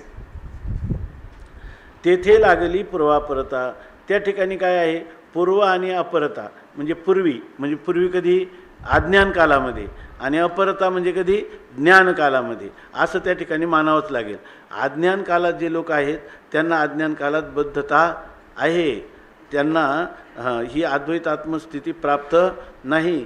त्या काळात अज्ञान काळात त्यांनी केलेलं जे कर्म आहे ते कर्म त्यांना बद्ध केल्याशिवाय राहणार नाही. अज्ञान काळात केलेलं कर्म आणि तेही चिद्विलास आहे आणि त्यांना ते बंधनाला कधी कारण होत नाही. आणि अवघे जन कोणीच त्या ठिकाणी बद्ध होत नाही. असं तुम्ही जे म्हणता तर तसं म्हणता येणार नाही. तेथे लागली पूर्वापरता, तिथं पूर्वी आणि अपर, म्हणजे पूर्वी म्हणजे अज्ञान काल आणि अपर म्हणजे नंतर अज्ञान निवृत्तीनं आपलं ज्ञानाच्या द्वारा अज्ञान निवृत्त झाल्यानंतर जो अपर म्हणजे ज्ञानोत्तर काल असं तिथं म्हणावंच लागेल की नाही. म्हणजे ज्ञानपूर्व कालात ते कर्म त्यांना बंधनाला कारण होतं आणि ज्ञानोत्तर कालात कितीही कर्म जरी झालं पण देहाभिमान विवर्जित असल्यामुळं ते त्यांना बंधनाला कारण होत नाही. अशा प्रकारचं स्पष्टीकरण आम्ही मानू बापा, असं आम्ही मानू. तिथं साध्यासाध्य गतागतता तर ते म्हणतात साध्य असाध्य गत आणि आगतता तरी ब्रह्मची एकरसता कधी त्याला काय अगोदर साध्य आहे बरोबर ना, ते साध्य प्राप्त झालं एखाद्याला किंवा एखाद्याला असाध्य आहे बरोबर ना, एखाद्याचे गतागतता एखाद्याचा येणं झालेलं आहे एखाद्याचं जाणं झालेलं आहे. म्हणजे इथं गतागतता किंवा असाध्यता म्हणजे अज्ञानी पुरुषाला अजून ते काय आहे साध्य आहे आणि प्राप्त झालेलं नाही आणि एकाला प्राप्त झालेलं आहे. एकाला गतागतता ज्याला साध्य जे आहे ते पुन्हा प्राप्तच झालेलं आहे आणि एकाला हे आपलं प्राप्त झालेलं नाही ते त्याच्यापासून दूर गेलेलं आहे बरं ना, साध्यापासून तो दूर गेलेला आहे आणि एक साध्याजवळ प्राप्त झालेला आहे. तरी ब्रह्मची एकरसता कैशी असे हा विभाग दिसतो की नाही, एक साध्य आहे एक असाध्य आहे, एक आहे गत बरोबर ना आणि एक काय आहे गतागतता गेलेला आहे म्हणजे साध्यापासून दूर गेलेला आहे आणि एक साध्याला प्राप्त झालेला आहे. एखाद्या दृष्टीने एक साध्य आहे एकाला वाटतं असाध्य आहे. मग या ठिकाणी हा भेद आहे का नाही, हा भेदामध्ये चाललेला व्यवहार की नाही आणि तो चैतन्यामध्ये तुम्ही म्हणतात चिद्विलास आहे एकरसता तै ब्रह्मची एकरसता कैशी असे. त्या ठिकाणी ब्रह्माच्या ठिकाणी असणारी एकरसता या साध्य भाव असताना गतागत भाव असताना बरोबर ना, ही ब्रह्मस्वरूपाची एकरसता त्या ठिकाणी कैची असे कशी काय म्हणता येईल. धडधडीत भेद दिसत असताना एक रस ब्रह्मस्वरूपाच्याच ठिकाणी त्या ब्रह्माच्याच ठिकाणी हा व्यवहार होत आहे, त्या ठिकाणी अज्ञानाचा काही संबंध नाही असं तुम्ही कसं म्हणता, असं म्हणेल की नाही. एवम झालिया अभिमानही न ते असं चुकीचं न झालं ते एक पद घ्यावा. एवम झालया अभिमानहीन असं घ्यावं. एवम झालिया अभिमानहीन नाही तर अभिमानही न म्हणलं तर पुढं लागणार नाही. एवम झालया अभिमानहीन आटलिया अज्ञान आत्मत्वी समाधान त्रिपुटी रहित. एवम अशा प्रकारे जर तुम्ही अभिमानहीन झाले आणि अज्ञान नष्ट झालं, हे अज्ञान म्हणजे याचा अर्थ काही करा पण पूर्वी अज्ञान होतं, अज्ञान कालात तरी अज्ञान माना असा एक पक्ष मागं उत्थापन केला होता बरोबर ना. तर या ठिकाणी जेव्हा मनुष्य या अज्ञानाचा त्याग करील अभिमानाचा त्याग करील आणि त्यावेळेला त्याला त्रिपुटीरहित आत्मत्वी समाधान त्यावेळेला त्याला त्रिपुटी विवर्जित असं आत्मस्वरूपाचं समाधान किंवा एकरूपता ऐक्य त्याला प्राप्त होईल. असं कोण म्हणतं, हे पूर्वपक्ष म्हणतो शंका घेऊन आहे की नाही. एवम ऐसा जेथे दशाभेद एकमुक्त एकबद्ध तरी अज्ञानाचा बाध अत्यंत कैसा. ते म्हणतात एवम अशा प्रकारे ऐसा जेथे दशाभेद असा त्या ठिकाणी दशेमध्ये काय एक अज्ञान आणि एक ज्ञान असं जर त्या अवस्थामध्येच भेद असेल की एक मुक्त एक बद्ध, एक मुक्त आहे अज्ञान दशेतला बद्ध आहे आणि ज्ञान स्थितीतला काय आहे मुक्त आहे, तरी अज्ञानाचा बाधा अत्यंत कैसा. तर मग तुम्ही अज्ञानाचा त्रैकालिक अत्यंत भाव आहे असं तुम्ही म्हणताच कसं आहे की ना, असं म्हणताच येणार नाही. म्हणजे काही करून आमचं अज्ञान माना आहे की नाही. ते स्वामी महाराज एक ग्राम्य दृष्टांत देत होते सांगत नाही. आयशी आशंका अंतरी घेऊनी संबंधिली ओवी दुसरी ते परिसावी चतुरी महानुभावी. आयशी अंतरी आशंका घेऊनी अशी ही काय केली आपल्या अंतकरणामध्ये शंका धारण केली आणि मग दुसरी ओवी संबंध दिली आणि मग दुसऱ्या ओवीचा संबंध करतात. म्हणजे ह्या शंकेचं काय करतात समाधान करतात. ते परिसावी चतुरी महानुभावी ते चतुर असणारे महानुभाव सज्जन त्यांनी ह्या शंकेचं समाधान काय करावं श्रवण करावं असं सांगतात. आता ही बघा ही ओवी कशी. किंबहू हे त्रिपुटी सहजे होती या राहटी प्रतीक्षणे येत ठी करीतचे असे. आता इथं किंबहुना आहे का म्हण नाही बहुतेक नाही. हां की आणि बहु असं आहे ना, की असतोय का दीर्घ आहे. हां बहु हे त्रिपुटे सहजे होती या राहती बरोबर ना. किम नाहीच आहे ना त्याच्यात. किम नाहीच आहे, बरोबर ना? हां,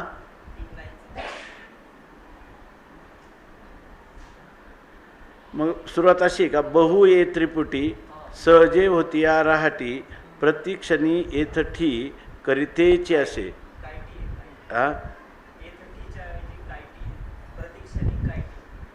प्रतिक्षणी काय ठी करीतचे असे किंवा इथं ठीक करीतच काय ठीक करीतचे असे. आणि इथं काय तुमच्या ह्याच्यात काय आहे?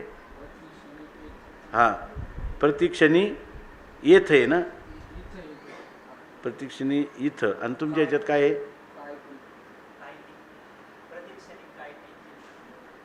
टी नाही, ठी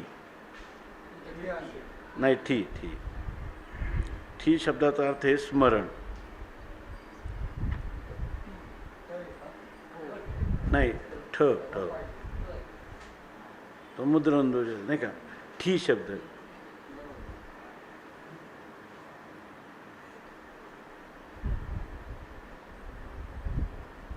आता हे शंका झाली आणि ह्या शंकेचं उत्तर असल्यामुळं हे थोडंसं मोठं आहे, पण मला वाटतं की आपण आता एका याच्यातच घेऊया. म्हणजे आता इथं सहजच होऊन जाईल, परत मागचं काही समोर आणायची गरज पडायची नाही. चालेल ना? वाचू ना? आता इथं म्हणतात फार झालं तर इथं किंबहुना वगैरे नाही. हां, की बहु हे त्रिपुटी म्हणा, नाहीतर सरळ बहु हे त्रिपुटी असं म्हणा. की जर वेगळा केला, पण तो की म्हणजे हा पहिला वेलांटीचा नाही, दुसऱ्या वेलांटीचा की, पण तो कुठंच नाही, तर मग काय करायची गरज नाही. एक मिनिट, मी 100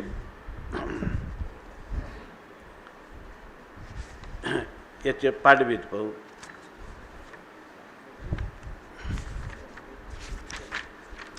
हां,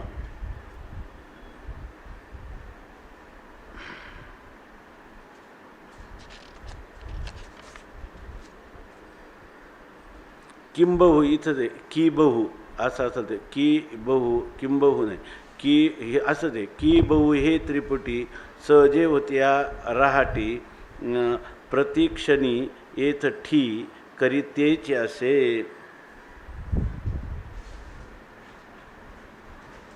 करीतेचे असे असंच आहे ना.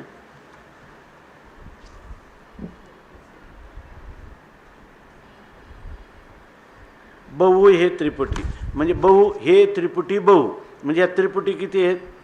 अनंत त्रिपुटी आहेत. आणि सहजे होतिया राहटी, आणि सहजच ह्या अनंत त्रिपुटीचा सहजे राहटी होतिया, सहजच यांचा व्यवहार चालूच असतो. एका पाठीमागे एक त्रिपुटी उत्पन्न होते, एक क्षणभर राहते, नंतर तिचा लय होतो, दुसरी त्रिपुटी उत्पन्न होते. मग बहु हे त्रिपुटी सहजे होतिया राहटी अनंत त्रिपुटी ह्या व्यवहारामध्ये सहज होत असताना प्रतिक्षणी येथ ठी करीतचे असे. या ठिकाणी प्रतिक्षणाला ते दृङ्मात्र चैतन्य जे आहे त्या दृङ्मात्र चैतन्याच्या अधिष्ठानावरच ह्या त्रिपुटी होतात. मग ते प्रत्येक क्षणाला आता ही त्रिपुटी झाली, ही गेली, आता नवीन उत्पत्ती झाली, याचं ठी करीत असे, याचं स्मरण करीत आहे, त्याचं अनुसंधान करीत असते का? अनुसंधान करीतच नसते. हां, करीतच त्याच्या ठिकाणी कधी त्रिपुटी झालीच नाही, त्यामुळे ती होते असं ते अनुसंधान करते का? नाही. किंवा त्रिपुटीच्या अभावाचं अनुसंधान करते का? त्रिपुटीच्या भावाचं अनुसंधान करते का? त्या दोन्हींच्या भावाभावाच्या प्रकाशनाचं अनुसंधान करते का? स्वतःच्या स्वरूपाचं अनुसंधान करते का? म्हणून काहीच ते, कारण एकदा निश्चय झाला, निश्चय त्यालाच म्हणतात, निश्चय त्यालाच म्हणतात की ज्याच्यामध्ये संशय आणि विपर्य कधी होत नाही. आता जर तसं जर म्हटलं, जर त्याच्या स्वरूपाला सारखं अनुसंधान करावं लागलं असतं तर स्वामी महाराज सांगायचे नेहमी, याच्यात तेच उदाहरण दिलेलं आहे. स्वामी महाराज नेहमी सांगायचे, मी पुरुष आहे, मी पुरुष आहे, याचं अनुसंधान करावं लागतं का? मी स्त्री नाही याचं तरी अनुसंधान करावं लागतं का? दोन्हीचं अनुसंधान करावं लागत नाही. मी पुरुष आहे तर त्याचं काय पुन्हा अनुसंधान करायचं? काय पुन्हा पुन्हा स्मरण किंवा चिंतन किंवा अनुसंधान काय करीत बसायचं? आणि जर मी स्त्री नाहीच तर ती नाही म्हणून तरी काय अनुसंधान करत बसायचं? मी पुरुष आहे म्हणून पुरुष आहे याचा सारखा निश्चय करीत बसावं लागत नाही किंवा स्मरण करावं लागत नाही. मी स्त्री नाही तर स्त्री नाही याचंही अनुसंधान करावं लागत नाही, कारण ती नाहीच आहे की नाही? तसं म्हणतात. आता बघा, बहु हे त्रिपुटी सहजे होतिया राहटी प्रतिक्षणे येथ ठी करीतचे असे. प्रत्येक क्षणाला हा प्रत्येक आत्मा किंवा ते दृङ्मात्र चैतन्य त्या अनंत त्रिपुटीचं ठी म्हणजे स्मरण करीतच असे म्हणजे जर त्याने केलं तरच त्याचा आत्मत्व अभंग राहील, नाही केलं तर त्याचं दृंगमात्र दृष्टित्व त्याकडे बाधित होईल, अर्थात होणं शक्य नाही. आता हे यात थोडक्यात अगोदर एक याची दृष्टी भागवतात नाथ महाराजांनी सांगितलेली सांगतो. म्हणजे मूलभूत श्लोकातच आहे. काय मला वाटतं हंसगीतेमध्ये आले का, गुणस्य माया मूलत्वात न मे बंधव न मोक्ष. त्याच्यामध्ये लिहिले बद्ध म्हणजे काय, मुक्ती म्हणजे बद्धो मुक्त इति व्याख्या गुणतः न मे वस्तुतः गुणस्य माया मूलत्वात न मे बंधो न मे मोक्षो न बंधनम असं सांगितलं. या ठिकाणी सुरुवात काय आहे, बद्ध आणि मुक्त हे जे म्हणतो ना आपण, म्हणजे ज्ञानोत्तर आणि ज्ञान पूर्व, इथं पूर्वापर आहे ना, हे जर म्हणायचं झालं तर बद्धता आणि मुक्तता हे जे आहे ना माझ्या स्वरूपाच्या ठिकाणी दोन्हीही नाही. न मे बंधव न मे मोक्षो न बंधनम, माझ्या ठिकाणी मोक्षही नाही आणि बंधनही नाही. मग आता इथं काय सांगितलेलं आहे चांगलं लक्षात घ्या. इथं सांगितलं मग हे बंध आणि मोक्ष व्यापार कुठे, हे बंध आणि मोक्ष हे अज्ञान जे ते हा कोणतं आहे, शांकर अद्वैताचा म्हणजे सिद्धांत रूपाने स्वीकारून जेव्हा स्पष्टीकरण केलं जातं तेव्हा याचं स्पष्टीकरण त्या कोणतं गीत हंसगीतामध्ये असं दिलं की गुणस्य माया मूलत्वात. हे सगळे गुण काय आहेत, मायामूलक आहेत. मायामूलक आहेत. माया काय आहे, स्वरूपाच्या ठिकाणी त्रैकालिक अत्यंताभावरूप आहे, म्हणून स्वरूपाच्या ठिकाणी कधी बंधही नाही आणि मोक्षही नाही. कारण गुणस्य मायामूलत्वात, गुण हे काय आहेत, मायामूलक आहेत. आणि त्या गुणांनी रजतमगुणांनी काय केलं, बंधन केलं, आणि सत्वगुणांनी काय केलं, मुक्ततेचा व्यवहार करून दिला. पण हे दोन्ही काय आहेत, मायामूलक आहेत. आता तुम्ही सांगा, तिथं व्यासाचार्यांनी सांगितलं गुण मायामूलक आहेत, तत्वता बंध आणि मोक्ष नाही. आणि इथं काय सांगायचं आहे, इथंही सांगायचं आहे की तत्वता बंधही नाही आणि मोक्षही नाही. कारण जर दृश्य कालामध्ये जेव्हा दृश्याची प्रतीती येते तेव्हा बंध आहे, कारण अज्ञान आहे, आणि जेव्हा अज्ञान प्रयत्नपूर्वक निवृत्त करतात तेव्हा मोक्ष आहे. या दोन्हीला कारण कोण झालं, अज्ञानामध्येच हे घडलं. अज्ञान सापेक्षच बंध आणि मोक्ष आहेत, परंतु हे अज्ञान सापेक्ष आहे. आणि अज्ञान म्हणजे काय आहे की अज्ञान नावाचा पदार्थ मानलेला आहे. मी म्हटलं ना काही थोडंसं बरं का, मनुष्य म्हणजे जो मुमुक्षू जो आहे ना, त्या मुमुक्षूला आत्मस्वरूपाचं ज्ञान करण्यासाठी भगवत पूज्यपाद किंवा व्यासमुनी किंवा वेदांताच्या अनेक ग्रंथकार माया मानून संगती सांगते झाले, बरोबर ना.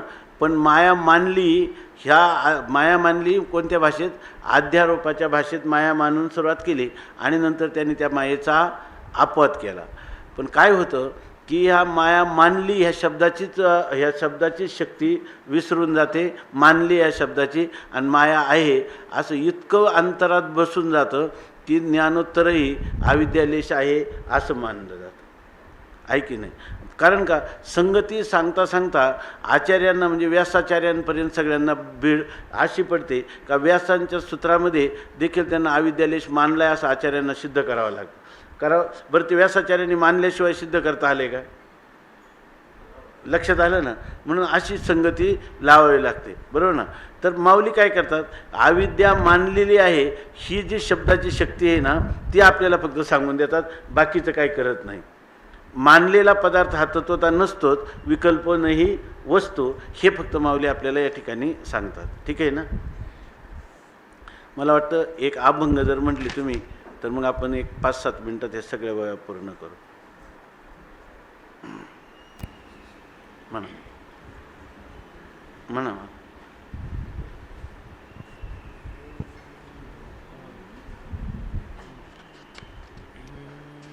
श्री ज्ञानदेव तुकाराम ज्ञानेश्वर महाराज की जय. आपली मूळची ओवीवरची टीका पाहायची. मूळ ओवी आहे 182 क्रमांकाची. बहु हे त्रिपुटे सहजे होती राहती प्रतिक्षणी येथठी करीतचे असे. तर या ठिकाणी अनंत त्रिपुटी जरी असल्या आणि त्या अनंत त्रिपुटी सहजच व्यवहारामध्ये होत असल्या तरी ह्या अनंत त्रिपुट्या होतात आणि जातात. त्या त्रिपुट्यांचं स्मरण, बरोबर ना, त्रिपुटीचं स्मरण हा परमात्मा किंवा प्रत्येकात्मा किंवा दृंगमात्र चैतन्य हे त्याचं स्मरण करीत असतं काय, तर करीत नाही. असं आता हे काय अभिप्रेत्य परिहार आहे. आत्तापर्यंत शंका घेतली, आता त्या शंकेचं समाधान करतात. बघा, जर आपल्याला सलग त्याची साखळी लागली तर लवकर होईल हे लगेच, कारण त्याचं जे धोरण आहे ते आपल्या लक्षात आलं. ह्या शंकेचं समाधान कसं करायचं याच्याविषयी आपण भागवताच्या आधाराने थोडंसं चिंतन आता केलेलं आहे. आता मूळ हे टीकाकर्ते जे आहेत ते कसं करतात बघा. आणि काही वाटलं तर लगेच विचारा किंवा सांगा, आणि कुठं काही पाठभेद असतील शब्दाचे अर्थ तर ते सांगा. हां, टीका.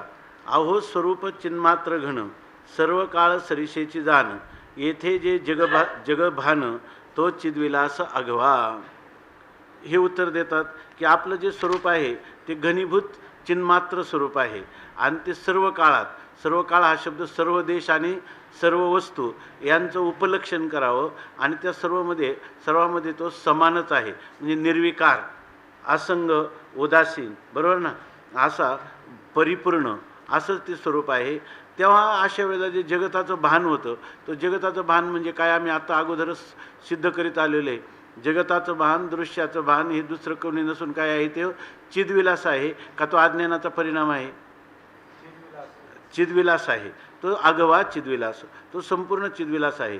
हे असे केले नवीन अनादी एकली वस्तू पूर्ण. हे असे का, हे असो येते बघा,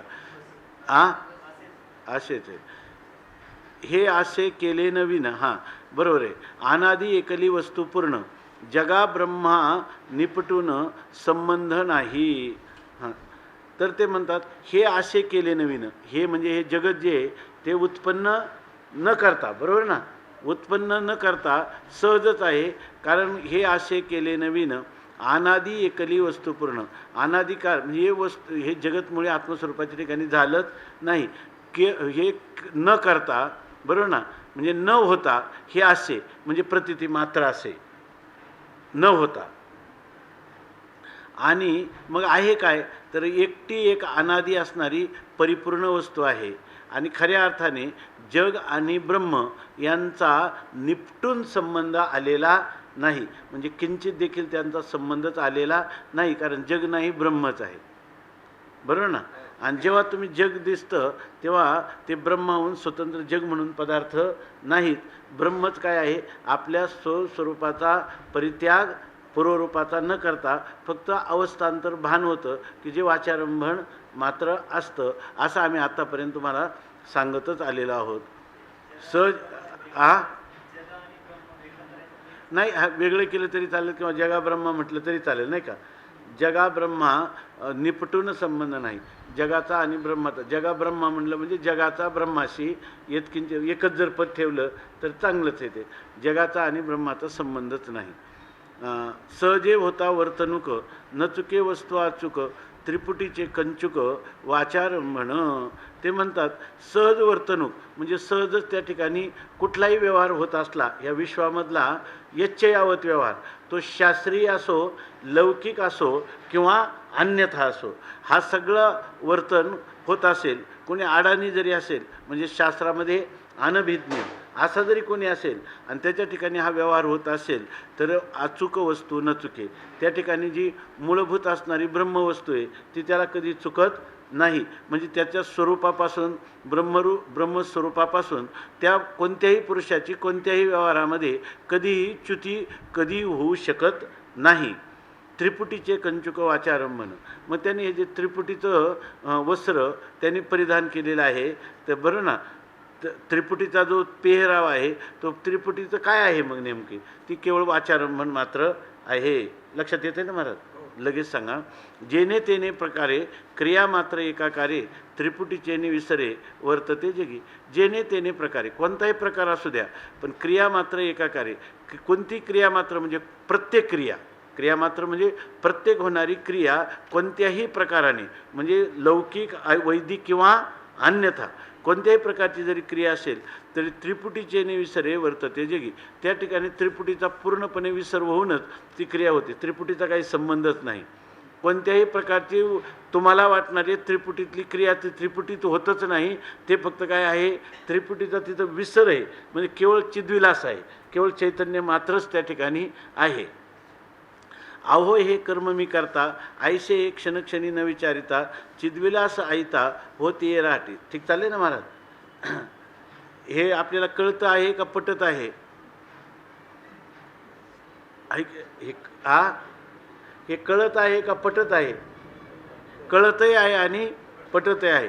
पटत असेल तरच कळत आहे, आहे की नाही? पटत असेल तरच कळत आहे. की बरं हे झेपत आहे का रंगत आहे?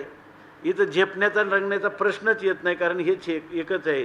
त्याच्यात कशाला कोण झेपेल नाहीच आहे कोणी. तर त्यामुळं इथं झेपायचं रंगण्याचा आम्हाला विचारूच नका, आहे की नाही? अहो हे जेवढं क्रिया मात्र आहे ना त्या ठिकाणी त्रिपुटीचा विसरच आहे. कारण त्याच्यामध्ये दृश्य आणि द्रष्टा व्यवहार करायला गेलं का काय होतं, दृश्य द्रष्टा राहत नाही, दर्शनाला घेऊन जातं आणि एक मात्रच राहतं. मग खरं कोणताही होणाऱ्या व्यवहारात त्रिपुटीचा विसर आहे का त्रिपुटी आहे त्याच्यामध्ये? का त्या त्रिपुटीच्यामुळे अज्ञानाची सिद्धी होते का कशाची? त्रिपुटीची सिद्धी होत नाही. त्रिपुटीच सिद्ध नाही तर तिचं कारण अज्ञान कुठं सिद्ध आहे की नाही? आणि संगती सांगायची झाली तर अज्ञानाकडून सांगावी का ज्ञानाकडून सांगावी? ज्ञानाकडून सांगावी का ज्ञानाकडूनच आहे? का ज्ञानच आहे? का त्रिपुटीच नाही? का संगतीच नाही? हां. अहो हे कर्म मी करता, ऐसे क्षणक्षणी न विचारिता. मी ह्या कर्माचा करता आहे, अमुक एक कर्म माझ्याकडून घडत आहे, हे क्षणाक्षणाला काहीही विचार करण्याची गरज नाही. आणि विचार नाही केला तरी हा आयता स्वतःसिद्ध सहज चिद्विलास ते राटी हो त्या व्यवहारामध्ये होत असतो. सगळा चिद्विलास असतो. अज्ञानाचा परिणामरूप काहीही त्या ठिकाणी नसतं. आपणेशी तादात्म्य पाहून त्रिपुटीशी गिळून वर्ततसे अवघे जन चिद्विलासे शे. मध्ये एक सदानंद मोरे सरांचा लेख आला होता, थोडक्यात सांगतो. त्यांनी असं लिहिलं होतं त्याच्यामध्ये की जोग महाराज, लक्ष्मण महाराज इदगोतपुरीकर आणि मामासाहेब दांडेकर, आणखी मारुतीबा गुरव आणि चौथे कोण, बंकटस्वामी, ह्या चौघांना घेऊन लोणावळ्याला एकांतात काही दिवस गेले आणि त्यांनी अमृतानुभवाचं चिंतन सांगितलं. आणि ते म्हणले की हे जे चिंतन आहे तर आत्तापर्यंत जे पारंपरिक पद्धतीनं चिंतन आहे त्याच्यापेक्षा वेगळे असं त्यांनी लिहिलं. आणि ते चिंतन जर त्यांना सांगितलं तर त्यांनी सांगितलं की लोणावळ्यावर निघालेली इंद्रायणीचा जो प्रवाह आहे तो लोणावळ्यामध्ये खंडित का झाला याचं उत्तर मला अजून काही मिळत नाही असं त्यांनी लिहिलं होतं. कारण त्यांना म्हणायचं की इथं जे लोक चिंतन करतात ते सगळं पारंपरिक पद्धतीनं चिंतन करतात, आहे की नाही? शंकर अद्वैताला अनुसरण असा त्यांचा म्हणण्याचा काय होता, भाव होता. तर त्या ठिकाणी कदाचित त्यांनी हे चिंतन केलं असावं.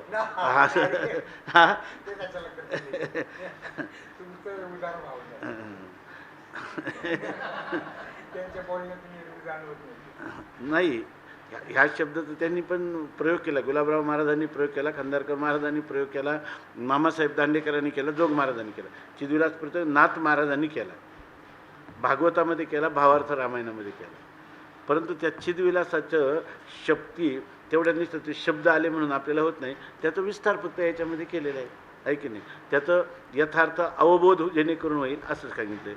असो, आता अहो हे कर्म मी करता, ऐसे हे क्षणक्षणी न विचारिता, चिद्विलास ऐता होते राहती. आपणेशी तादात्म्य पावन त्रिपुटीशी गिळून वर्ततसे अवघे जन चिद्विलासेशी. ते म्हणतात आपणेशी तादात्म्य पाहून, आपल्या स्वतःच्या स्वरूपाशी तादात्म्याला प्राप्त होऊन त्रिपुटीला गिळून वर्ततसे अवघे जन चिद्विलास. चिद्विलासासहितच ह्या सगळ्या जगाचा सगळा व्यवहार चालू आहे की त्याच्या ठिकाणी प्रत्येक मनुष्य त्याला आत्मा कशाला म्हणतात हे माहीतसुद्धा नाही, तरी तो आत्म्याशीच तादात्म्य प्राप्त झालेला आहे. आणि सगळा त्रिपुटी सत्य आहे म्हणून व्यवहार करतो, तरी त्याने त्रिपुटीला गिळूनच त्याचा व्यवहार चाललेला आहे. बरोबर ना? असं आहे. मी करता हे कर्म काही, हा तेथे निवाडा नाही, जे विषय सुखडोही बुडाले असते. अहो हे तर सोडून द्या, मी करता आहे हे कर्म आहे असा त्या कोणत्याही त्रिपुटीच्या व्यवहारामध्ये मुळात विभागच होत नाही. कोणाच्या ठिकाणी जे विषय सुखडोही बुडाले असते, विषयाच्या ठिकाणी सुख आहे आणि त्या विषय सुखाच्या डोहामध्ये जे रात्रंदिवस बुडतात, बरोबर ना, ते सुद्धा त्यांचासुद्धा कोणताही व्यवहार आत्मस्वरूपाला सोडून नाही, सगळा चिद्विलास आहे. तो विषय दुजा म्हणू नये, आपणाशीच विषय होय, आपले सुखची उभे ठाये विषय रूपे. अहो तिथं काय बरं, ही गोष्ट काय वेदांताला मान्य नाही काय? काही हे स्पष्टीकरण करून आपल्याला स्वरूपाची ओळख करून देतात शास्त्र, देतात की नाही? कारण तुम्ही म्हणता ज्या वेळेला इंद्रिय आणि विषय यांच्या संबंधात होणारं जे सुख आहे ते सुख त्या विषयांचं नसून ते कोणाचं आहे? आत्म्याचंच आहे की नाही? इथं तुम्हीच सांगत असता आणि नंतर तुम्हीच विसरून जाता, आहे की नाही? अगोदर सिद्धी तुम्हीच करता, सुख फक्त आत्मस्वरूपाच्या ठिकाणी आहे असं तुम्ही सांगता. मग विषय सुख काय विषयाचं आहे काय? विषयातही काही आपण पे वाचोनी नाही, विषय हे काही आणि बाधितील कवना. आणखीन एक दुसरी ओवी फार चांगली 5व्या अध्यायामध्ये किंवा 2ऱ्या अध्यायामध्ये. काय काय बोला दुसरे ही ओवी का 5व्या अध्यायात किंवा 2ऱ्या अध्यायात तिथं निदर्शनामध्ये ओवी असू दे.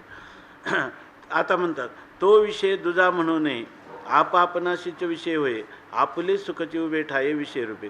ज्या माणसाने विषयाचा भोग घेतला तो भोगता वेगळा आणि विषय वेगळा दुजा, त्या भोगता आणि भोग्य अशा प्रकारचं द्वैत आहे असं आपण कधीच समजू नये. उलट त्याने आपणच आपल्याला विषय केलेला आहे, आपणच आपल्याला विषय करून, बरोबर ना, तो आपलं सुख भोगीत आहे. आपले सुखची उभे ठाये विषय, आपलं आत्मसुखच विषय रूपाने त्या ठिकाणी त्याच्या पुढं समोर उभं ठाकलेलं आहे. तैसे भोग्य आणि भोगता, दिशा आणि पाहता, हे सरले अद्वैता अफुटा माझी, अशी खरी स्थिती आहे, आहे की नाही?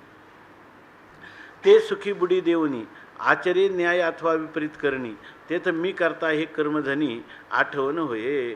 ते म्हणतात तो त्या सुखातच बुडी देऊन, बरोबर ना, आत्मसुखातच बुडी देऊन, का बुडी देत असतो का त्याची सहजच बुडी आहे, आत्मसुखातून तो बाहेरच निघू शकत नाही कधी, अशी त्याची स्थिती आहे. आणि तो न्याय म्हणजे शास्त्राचं विधायक असं कर्म किंवा विपरीत म्हणजे निषिद्ध अशा प्रकारचं कोणतंही कर्म जरी करत असला आणि तेथं मी करता हे कर्म आठवण होय, त्याला कदाचित मी करता आहे आणि हे कर्म आहे पण अशी जणी आठवण होईल. कदाचित होईल असं तुम्हाला वाटत असेल पण कधी आठवणच होत नाही. कोणाला आठवण होत नाही? सामान्य माणसाला का जो साधक आहे त्याला का सिद्ध पुरुषाला?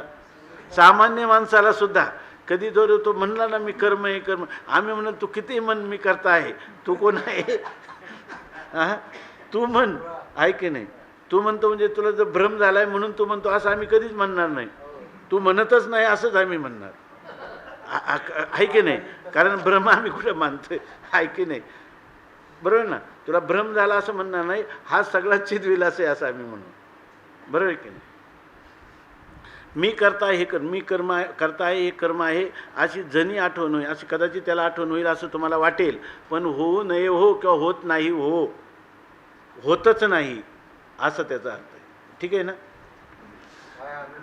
हां हां, आणि असं असेल तरच हा अमृतानुभव होईल, आहे की नाही? नाहीतर त्याला होणार नाही. आता 2-3 वेळा आपण सांगितलं ना स्वामी महाराजांचं उदाहरण, की त्यांनी सांगितलं की तुम्हालाच आत्मज्ञान आहे का? नाही, कारण तुम्हाला मी बद्ध वाटतो. मग ते काय म्हटले, तू तर मुक्त आहे पण तुझा बाप, तुझे आजोबा पंजोबा सगळे मुक्त आहे, मला कशाला बद्ध? कारण माऊलीची ओवी आहे त्याच्या ठिकाणी. कोणती ओवी आहे? तैसे आपले प्रतिती जगची मुक्त. तर मुक्ताचं खरी खुणी आहे का त्याला सर्व जग मुक्त दिसतं, बद्ध कोणी जगात दिसत नाही. आपली आठवण ते राहिली विषयाची होणं, आता त्रिपुटीचे भानं ते कवनाचे. ते म्हणतात खरं त्याला काय स्मरण कोणाचं आहे? आपलं स्मरण आहे. पण तुम्ही काय म्हणता तो विषय ते राहिली विषयाची होऊन त्याला विषयाचं ज्ञान आहे. त्याला विषयाचं ज्ञान आहे का आपलं ज्ञान आहे? आपलं ज्ञान आहे. आपलंच ज्ञानामध्ये काय पडला? विषय पडला, बरोबर ना? म्हणजे ते विषयाचं ज्ञान आहे का आपलंच ज्ञान आहे? आपलंच ज्ञान आहे. आता त्रिपुटीचे भान कोणाशी? त्याच्या ठिकाणी कर्ता कर्म आणि करण, बरोबर ना? अशा प्रकारचे त्रिपुटीचं त्याला कुठं भान आहे का? त्रिपुटीच्या भानामध्ये आपलंच भान आहे. मग विषयाचं भान आहे का आत्मभान आहे? का आत्मभान आहे ते करावं लागतं का नित्यच आहे? का ते सहज सिद्ध आहे? का ते स्वाभाविक आहे? आता आपुलीचं सोय घेता, सगळ्या वया लागलं ना. आता आपुलीचं सोय घेता निवडे हे कर्म मी करता, हे नावेक होता मागुते विरे. आता सगळं झालेलं मागचा विषय ज्यांच्या चिंतनात व्यवस्थित आहे त्यांना याच्याबद्दल शंका नाही. ते म्हणतात आपुलीची सोय घेता आणि आपलाच वेध घेतला आपण, आपलं काय स्वरूप आहे, आपलंच मार्ग जर आपण पाहायला लागलो, आपल्या स्वरूप आपुली सोय घेणं म्हणजे आपल्या स्वरूपाचा निवाडा करायला गेलं तर निवडे हे कर्म मी करता. तर त्या ठिकाणी आपल्याच स्वरूपाचा वेध घेत असताना आपल्याला असा विभाग होतो की मी कर्म आहे आणि हा आपलं मी करता आहे आणि हे अमुक एक कर्म आहे, हे नावेक होतं. असं होतं की नाही आपल्याला क्रियेच्या प्रवाहामध्ये करता कर्म, पण हे नावेक होता, क्षणभरच होतं. द्रष्टादृश्याला पाहायला जातो तोच मागुते विरे. तो द्रष्टादृश्य भाव दोन्ही मावळून जातं आणि केवळ चिन्मात्र अवशिष्ट राहतं. का चिन्मात्रच? बरं, ज्यावेळेला द्रष्टादृश्य भाव आहे त्याच्यामध्ये का बरं तो मावळून जातो? दृश्यामध्ये दृश्य सिद्ध होत नाही, त्याच्यामध्ये आपलं स्वरूप द्रष्टा दृंगमात्र द्रष्ट्याचं स्वरूप एकदा सिद्ध झालं का मग तिथं दृश्य राहत नाही. दृश्य गेलं का ते द्रष्ट्याला घेऊन जातं आणि दृंगमात्र द्रष्ट्याला अवशिष्ट ठेवतं, आहे की नाही? मग ही गोष्ट जी आहे ही साधक मुमुक्षूच्या जीवनासाठी आहे का सर्वांच्या जीवनासाठी आहे? का सर्वांच्या जीवनात असंच आहे का त्या ठिकाणी न्याय आपलं त्याला काय म्हणतो लौकिक वैदिक किंवा अन्यथा असं सगळ्यांच्याच ठिकाणी का? अजिबात अधिकार भेद नाही. हे कधी भेद नाही अधिकारी. अनुभवामृत आस्वाद विरुद्ध जव, हे मुक्त मुमुक्षु बद्ध हे तववरी योग्यता भेद अनुभवामृतास्वाद विरुद्ध जव. जोपर्यंत तुम्हाला अनुभवामृताचा रसाची अनुभूती आली नाही तोपर्यंत तुम्ही म्हणत राहा मुक्त मुमुक्ष आणि बद्ध, ज्ञानोत्तर आणि ज्ञानपूर्व, बरं ना? असं म्हणत राहा.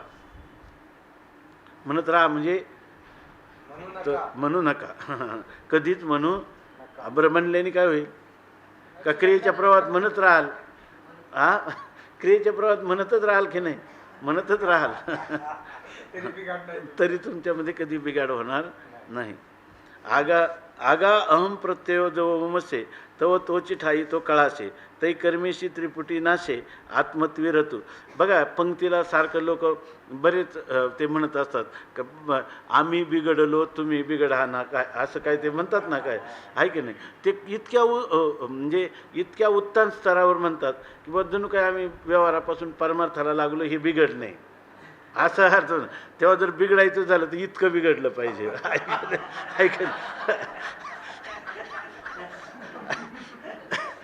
आहे की नाही?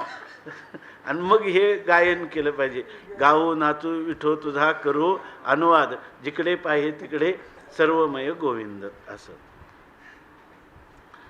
आगा अहम प्रत्यय जो उमचे तो तोच ठाई तो कळासे. हा अहम प्रत्यय ज्या वेळेला त्याचा म्हणजे अहम प्रत्यय उत्पन्न होतो न होतो त्याच ठिकाणी त्याला कळास, तिथंच त्याला बिडी पडते, म्हणजे तिथंच त्याचा निराश होतो, उठतो न उठतो तोच. तै कर्मीशी त्रिपुटी नाशे. आणि त्यावेळेला काय होतं? कर्मासहित या त्रिपुटीचा काय होतो? नाश होतो. आणि आत्मत्वीर होतो, तो आत्मस्वरूपाच्या ठिकाणीच रम्मान होतो.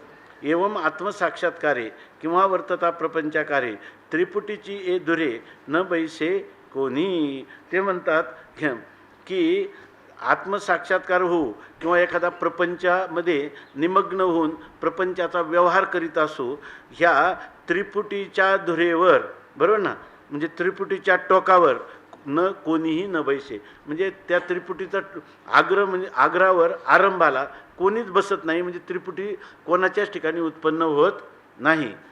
ठीक आहे ना? आत्मबोधा त्रिपुटी नाही, तो म्हणायला लागला आग्रहाने, नाही पण मी त्रिपुटी सत्य मानतो, तरी पण नाही. आत्मबोधा आणि खरं सांगा बरं, इतका निर्धास्त बरोबर ना, बोध झाल्याशिवाय त्या दुसऱ्याला बोध म्हणायचं का बोधाभास म्हणायचं? बोधाभास आहे सगळे, आहे की नाही? आत्मबोधा उपरी मी ब्रह्म हा आठवू कोण धरी, धरी आगा तरी उजरी बोधाची नव्हे. आणि ते म्हणतात त्यांनी लिहिलं ना आत्मबोध झाल्यानंतर, बरोबर ना, आत्मबोधाच्या देह मी आहे असं जोपर्यंत म्हणतो तोपर्यंत त्याला हे म्हणता येत नाही, बरोबर ना. ज्याने देह मी ही देह मी हे नव्हे सरे आणि मग उरला उरे विठ्ठला असा जो असेल त्याचं हे आहे की नाही, असं तो कोण म्हणत होता, पूर्वपक्ष म्हणत होता. त्याला सांगतात बाबा आत्मबोधाउपरी जर माणसाला खरा आत्मबोध झाल्यानंतर मी ब्रह्म आठव कोण धरी, मी ब्रह्म आहे, मी ब्रह्म आहे असं काही त्याला आठवण करावी लागते का. म्हणून तर ठी शब्दाचा अर्थ आठव किंवा स्मरण असा करायचा. म्हणून म्हणतात कोण धरी आगा तरी उदरी बोधाची नव्हे. आणि जर ज्ञान झाल्यानंतर काय आहे, जरी तुम्हाला ज्ञान झालं तरीसुद्धा त्या ज्ञानाचं रक्षण झालं पाहिजे. जीवनमुक्ती विवेकामध्ये विद्यारण्य स्वामी काय सांगतात, ज्ञान रक्षण झालं पाहिजे आणि त्यासाठी अहम ब्रह्मास्मी ह्या वृत्तीची आवृत्ती झाली पाहिजे, आहे की नाही, बरोबर आहे ना. तर इथं ज्ञानेश्वर महाराजांना वृत्तीची आवृत्ती, अहम ब्रह्मास्मी वृत्तीची आवृत्ती मान्य आहे का, नाही. आत्मबोधाउपरी जर म्हणतात मी ब्रह्म आहे आठव जर म्हणत असेल, काही नाही, आम्ही काय करतो एकची काली भोगितो ज्ञानी संसार परमार्थ दोन्ही, सरोवरा माझी अर्धा बुडाला वरी ऊन खाली शीतळ पाणी, एकेची काली भोगितो ज्ञानी. कारण का त्याला काय आहे, आतमध्ये काय आहे, मी ब्रह्म आहे अशी जाणीव आहे आणि देहाने काय करत आहे, व्यवहार करत आहे. अशा प्रकारचा बोधाचं जतन करत असतो का आत्मा. हा आठव कोण धरी, हा आठवण कोण धरणार आहे याचं स्मरण केलंच पाहिजे. आणि जर समजा एखादा करीत असेल तो ध्याता आहे, तत्ववेत्ता नाही. धरी आगा तरी उजरी बोधाची नव्हे. आणि जर कोणी पुन्हा पुन्हा मी ब्रह्म आहे, मी ब्रह्म आहे याचं अनुसंधान ठेवणं आवश्यक आहे म्हणत असेल तर हा खऱ्या बोधाचा आत्मबोधाचा प्रकारच नाही. म्हणून आपले आठवणे विन सहज त्रिपुटी क्षीण, आता प्रपंची जन तोही आठवू नेघे. आता म्हणतात आपल्या स्वतःचं स्मरण केल्या वाचून, स्मरण न करता देखील आत्मस्वरूपाचं मी आत्मा स्वरूप आहे असं स्मरण न करता देखील त्रिपुटी सहजच स्वाभाविकपणेच त्याच्या ठिकाणी क्षीण झाली. त्रिपुटीचा त्रैकालिक अत्यंत अभाव आहे, बरोबर ना. तो जरी मी आत्मा आहे, प्रत्येक रूप आत्मा मी आहे असं जरी तो म्हणत असला, आपलं नसला तरीसुद्धा त्या ठिकाणी त्रिपुटीची त्या आत्म्याची आठवण नसताना देखील त्रिपुटीचा प्रभाव त्याच्यावर कधीच नाही. शास्त्रीय त्रिपुटीचा नाही का, लौकिक त्रिपुटीचा नाही, कोणत्याच नाही का, पण अन्यथा त्रिपुटीचा सुद्धा नाही. आता प्रपंची जन कळेल घरी गेल्यावर, म्हणून आपले आठवणे विन सहज त्रिपुटी क्षीण, आता प्रपंची जन तोही आठवू निघे. खरे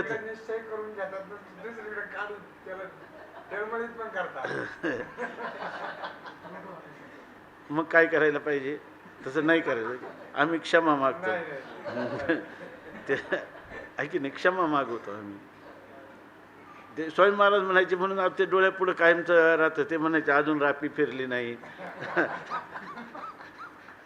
आहे की नाही, किंवा कळेल घरी गेल्यावर असं म्हणायचं, किंवा बनावावर चांदी असं ते सांगायचे. म्हणून आपले आठवणे विन सहज त्रिपुटी क्षीण, आता प्रपंच जन तोही आठवणे घे. किती प्रपंचात रात्रंदिवस शेंडी सकट बुडालेले जरी प्रपंच करणारे सामान्य लोक असले तरी तोही आठवणे घे. त्यांच्या ठिकाणी देखील त्रिपुटीचा कधीही संबंध येत नाही आणि त्यांच्या ठिकाणी कधीही आत्मस्वरूपाची आठवण करण्याची गरज नाही. तुम्ही म्हणाल प्रपंच लोकांनी तरी आठवण केली पाहिजे, त्यांना करण्याची गरज नाही. जर प्रपंच लोकांना मी आत्मा आहे या आठवणीची आवृत्ती करायची गरज नाही तर ज्ञानवान पुरुषाला गरज नाही हे काही कैमुतिक न्यायाने वेगळं म्हणायला पाहिजे का, अर्थात नाही. मी देह ऐसे सर्वदा काय तो घोकीत असे, म्हणून तेथेही नसे त्रिपुटीचा निवाडू. तो जर मी देह असा जर म्हणत असता, बरोबर आहे, त्याला माहिती आहे मी देहच आहे, त्यामुळं तो कधी त्रिपुटी लागते का तिथं, सर्वदा काय तो घोकतो का, म्हणून तेथेही नसे त्रिपुटीचा निवाडू. तिथं सुद्धा त्रिपुटी कधीच नाही, ऐक नाही. म्हणून त्यांनी काही एक याच्यामध्ये लिहिलं आहे, ज्ञानाचं दार डेलीचं पंचदशीकारांनी काय लिहिलं आहे, आत्मज्ञानी पुरुषाला मी देह आहे असा जसा निश्चय, देहात्मज्ञानवत ज्ञानम, देहात्मज्ञानवत ज्ञानम देहात्मज्ञान बाधकम आत्मन्येव भवेद यस्य स नेच्छनापि मोक्षसे मुच्यते. तो इच्छा न करता देखील मुक्त होतं. हाच भाव आहे का, त्यात काही दुसरा आहे का, काहीच नाही दुसरा भाव, हाच भाव आहे. उलट अगोदर पंचदशीचं जर चिंतन असेल तर अमृतानुभवातल्या भावांचं दारडे होईल, आहे की नाही. आता लगेच महाराज म्हणतील म्हणजे याचा अर्थ मला पुन्हा पंचदशीचे सांगायला लागले. तर तसं काय म्हणायचं, फक्त त्यातला तेवढा श्लोक जास्त उपयोगाचा तेवढा घ्या म्हणजे झालं, आहे की नाही. तो कीर्तनात पण सांगता येण्यासारखं आहे. म्हणून आपले आठवेविन हां मी देह ऐसे सर्वदा काय घोकीत असे, म्हणून तेथेही नसे त्रिपुटीचा निवाडू. मी दे आहे असं म्हणतो का? तिथं सुद्धा त्रिपुटी लागते काय? त्रिपुटीचा काय भेद करून तो म्हणत राहतो काय? नाही. माझे देह हे जै निवडे तैची मी पण बुडे, तेथेही बवडे त्रिपुटी भान. तो म्हणतात जरी तो म्हणायला लागला हा देह मी तर जाऊ द्या, मी देह घोकत नाही, पण माझा देह आहे असं जेव्हा तो निवाडा करतो, हा देह कोणाचा आहे? माझा.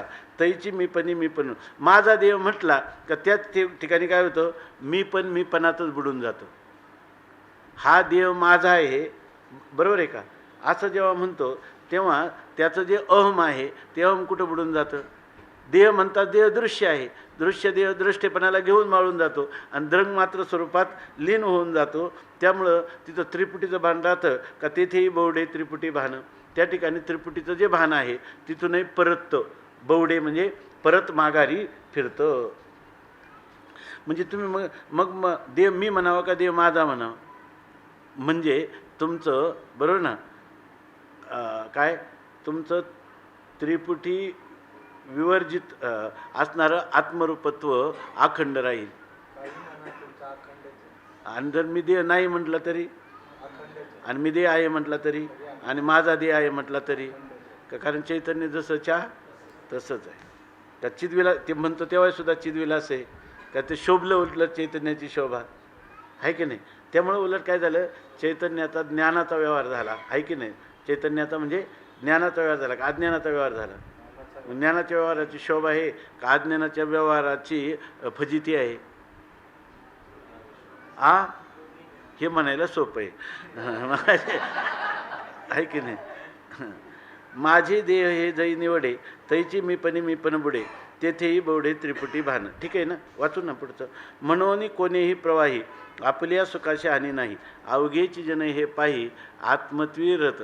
खरं आपल्याला स्वामी महाराज हेच सांगत होते ना, जयप्रभूजी काय दुसरं सांगत होते का? पण त्याचा किती आपण अभिनिवेश धरला का? धरला तर त्याने अभिनिवेश धरला म्हणून. आणि आता आपल्याला कशा काय गुदगुल्या होतात, आहे की नाही. याचं काय कारण आहे? ह्या प्रक्रियेच्या द्वारा ते आपल्याला स्पष्टपणे आपल्या बुद्धीवर आरूढ करतात. आपल्या शंकांचं इतकं अभिपेत्य परिहारासारखं अशी एवढं शंकाचं निराकरण कोणी केलं तर आम्ही कोणाच्याही पुढे नतमस्तक व्हायला तयार आहे की नाही. ते करतात. म्हणजे ही शास्त्रीय परंपरेची पद्धत आहे की समोरच्या माणसाच्या शंकेचं समाधान करून द्यावं, आहे की नाही. मग का ते काही वेगळं सांगत होते का? हेच सांगत होते ना. पण आपल्याला ज्ञानोबा काय करतात, मायेच्या ममतेने आपल्या पोटात शिरून आपल्याला सांगून राहिले म्हणून आपल्याला सगळ्या शंकांचा परिहार होत राहिला, बरोबर की नाही. एवढंच आहे, बाकीचं दुसरं काही नाही. परंतु त्यांच्या बोलण्याचा जो काय यांच्यापेक्षा कमी काय, यांची भाषा जास्त कठीण आहे. यांचं जास्त निर्धास्तपणे सांगणं आहे की नाही. असे माझे देह हे जै निवडे तैची मी पण बुडे, तेथे बवडे त्रिपुटी भान. म्हणून कोणी काय बोलायचं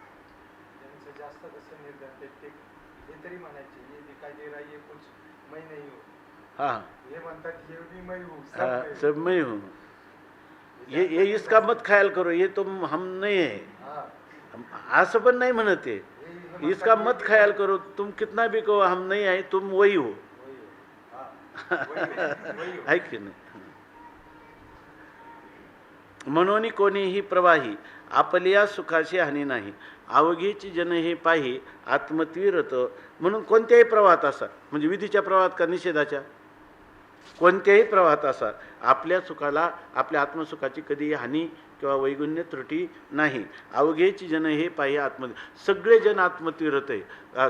काय सकाळीच अभंग सांगितला, असे हे सकळ काय आहे हे सकळ कृष्णाशी अर्पण आणि न कळता मन दुजे भावी. याच्या पुढे अमृतानुभवात तुकाराम महाराज म्हणतात न कळता मन दुजे भावी.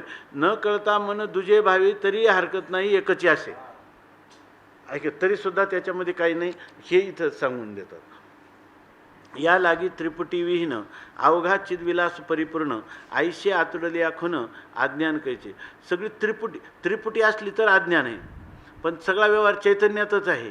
त्यामुळं त्रिपुटी विवर्जित हा असल्यामुळं हा सगळा चैतन्याचा परिपूर्ण अशा प्रकारचा चैतन्याचा विलास आहे. विलास झाला म्हणजे त्याच्यामध्ये काही परिणाम झाला आणि त्याला काही त्रुटी निर्माण झाली, परिच्छेद निर्माण झाला, भेद निर्माण झाला, बरोबर ना, असं काही होत नाही. हा सगळा त्रिपुटी विवर्जित असा सर्व व्यवहार होत असताना तो परिपूर्ण चिद्विलास आहे. आणि ही जर खूण हा संकेत किंवा हे त्या आपलं स्वरूप जर कोणाला अवगत झालं तर अज्ञान कैसे. तिथं अज्ञान कुठून राहणार. आगा हे पूर्वी नाही हरपले ऐशेची काही आतुडले येथे भाग नाही पडले पूर्व आणि अपर. आता जर आपल्याला एखाद्या प्रकरण ग्रंथाचं चिंतन करायची वेळ आली, आता जर कोणी म्हटलं की याच्यानंतर कोणता ग्रंथ घ्यायचा, तर ऐकणाऱ्याला जड जाईल का सांगणाऱ्याला जड जाईल. कोणाला जड जाणार. सगळा व्यवहार जरी असा होतो तरी चैतन्यात काही भेद होत नाही. तर आता ते काय शास्त्रीय व्यवहार केल्याने काय होणार आहे, काहीच होणार. पण थोडासा विचार करून प्रवृत्त व्हावं लागेल अगोदर, आहे की नाही. थोडंसं अगोदर विचार करून प्रवृत्त व्हावं लागेल किंवा आपल्याला हे करायचं आता, आहे की नाही. ही काय ही लीला आहे, ही कैवल्याची लीला आहे असं म्हणतात, किंवा हा चिद्विलास आहे असं म्हणून करायचं. आता बघा, आगा हे पूर्वी नाही हरपले ऐशेची काही आतुडले येथे भाग नाही पडले पूर्व आणि अपर. म्हणजे ज्यावेळेला तुम्ही म्हणतो ते ना आपल्याला आपल्या तत्वाचं ज्ञान नाही, त्यावेळेला तत्व हरपलेलं होतं काय. ऐशेची काही आतुडले, असंच काही तुम्हाला आतुडलं म्हणजे असंच काही प्राप्त झालं किंवा असंच काही ज्ञान किंवा उपलब्धी झाली. येथे भाग नाही पडले पूर्व आणि अपर. तुम्हाला उलट असंच ज्ञान झालं तर त्याच्यामध्ये पूर्वी आणि नंतर काही प्राप्त झालं असं नाही. पूर्व आणि अपर हे त्याच्यात कधी नव्हतंच. पूर्व आणि अपर असं या ठिकाणी विभाग कधीच निर्माण झाला नाही असंच कळतं. म्हणून म्हणजे बंधाक आलेपी बंधा भावा. म्हणून जागेची जागे व्हावे चाखलेची चाखावे येथे चाखणे न चाखणे हे अवघे उडवून जाय. म्हणून इथं काही करायचे, काही करायचे का तुम्हाला, का जागा असणाऱ्या माणसाला जाग करायचे. ज्या चाखिलेची चाखावे, जे आपण चाखलेलंच अगोदर त्याला पुन्हा काय चाखायचं, चाखिलेची चाखावे. येथे चाखणे न चाखणे अवघे उडून जाय. या ठिकाणी चाखणं आणि न चाखणं हे दोन्ही राहत नाही. पाहणं आणि न पाहणं हे दोन्ही राहत नाही. कारण चाखणं किंवा पाहणं हे त्याचं स्वरूपच असल्यामुळं अगोदर नव्हतं आणि आता प्राप्त झालं, किंवा त्याला काही प्रतिबंध होता तो निवृत्त झाला आणि मग ते प्राप्त झालं, असा कोणताही व्यवहार नाही.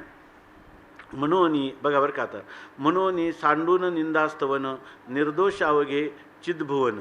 इथं चिदभुवन आहे ना, इथं दंड द्यावा नाही का.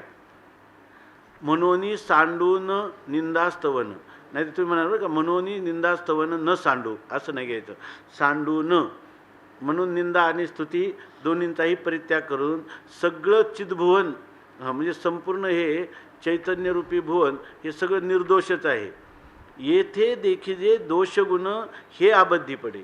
जर कोणी एखादे अबद्धीच आहे ना शब्द, जर या ठिकाणी नाही ना अबद्ध, म्हणजे जो मनुष्य या ठिकाणी निर्दोष सगळं चिदभुवन म्हणजे चित्स्वरूप हे अत्यंत निर्दोष असतानाही जर कोणी निंदास्तुती करील आणि त्या ठिकाणी दोष आणि गुण पाहिल तर तो अबद्धी पडे, तर तो मनुष्य काय होईल, बंधनात पडे. म्हणून त्याने लिहिलं की त्याचा अध्याय ते मला वाटतं हंसगीतातच आहे काय, गुणदोष इति गुणदोष दृशीर दोषो आणि गुणस्तु उभय वर्जित.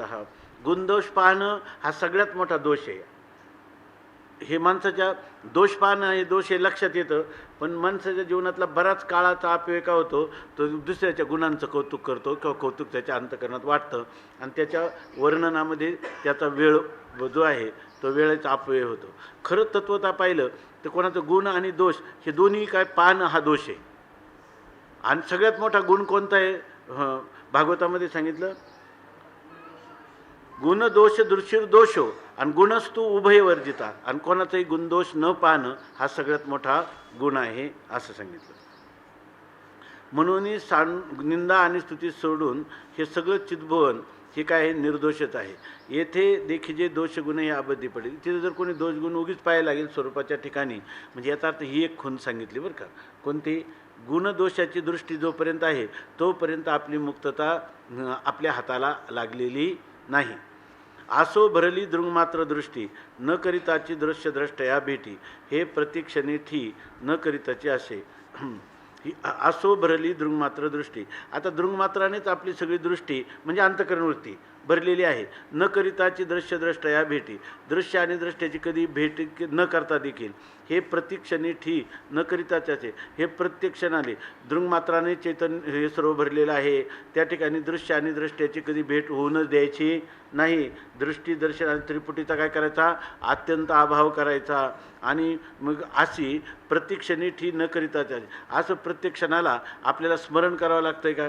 अनात्माकार वृत्तीचा परित्याग करून आत्माकार अंतःकरणाच्या वृत्तीच्या स्थितीला निधिध्यासन असं म्हणतात. असं निधिध्यासन करायचे का? कधी प्रत्यक्षणी ठी न करिता का? न करताच निधिध्यासन आहे, न करताच निधिध्यासन आहे. म्हणजे असे कले नवीन सहज प्रवाह त्रिपुटी क्षीण, हे साधावया साधन जन्मलेचे नाही. इथं कले नवीन ऐवजी केले नवीन असेल. हां, इथं कले नवीन झाले तर केले नवीन, वरचा ल जो आहे ना तो खोडून टाकायचा.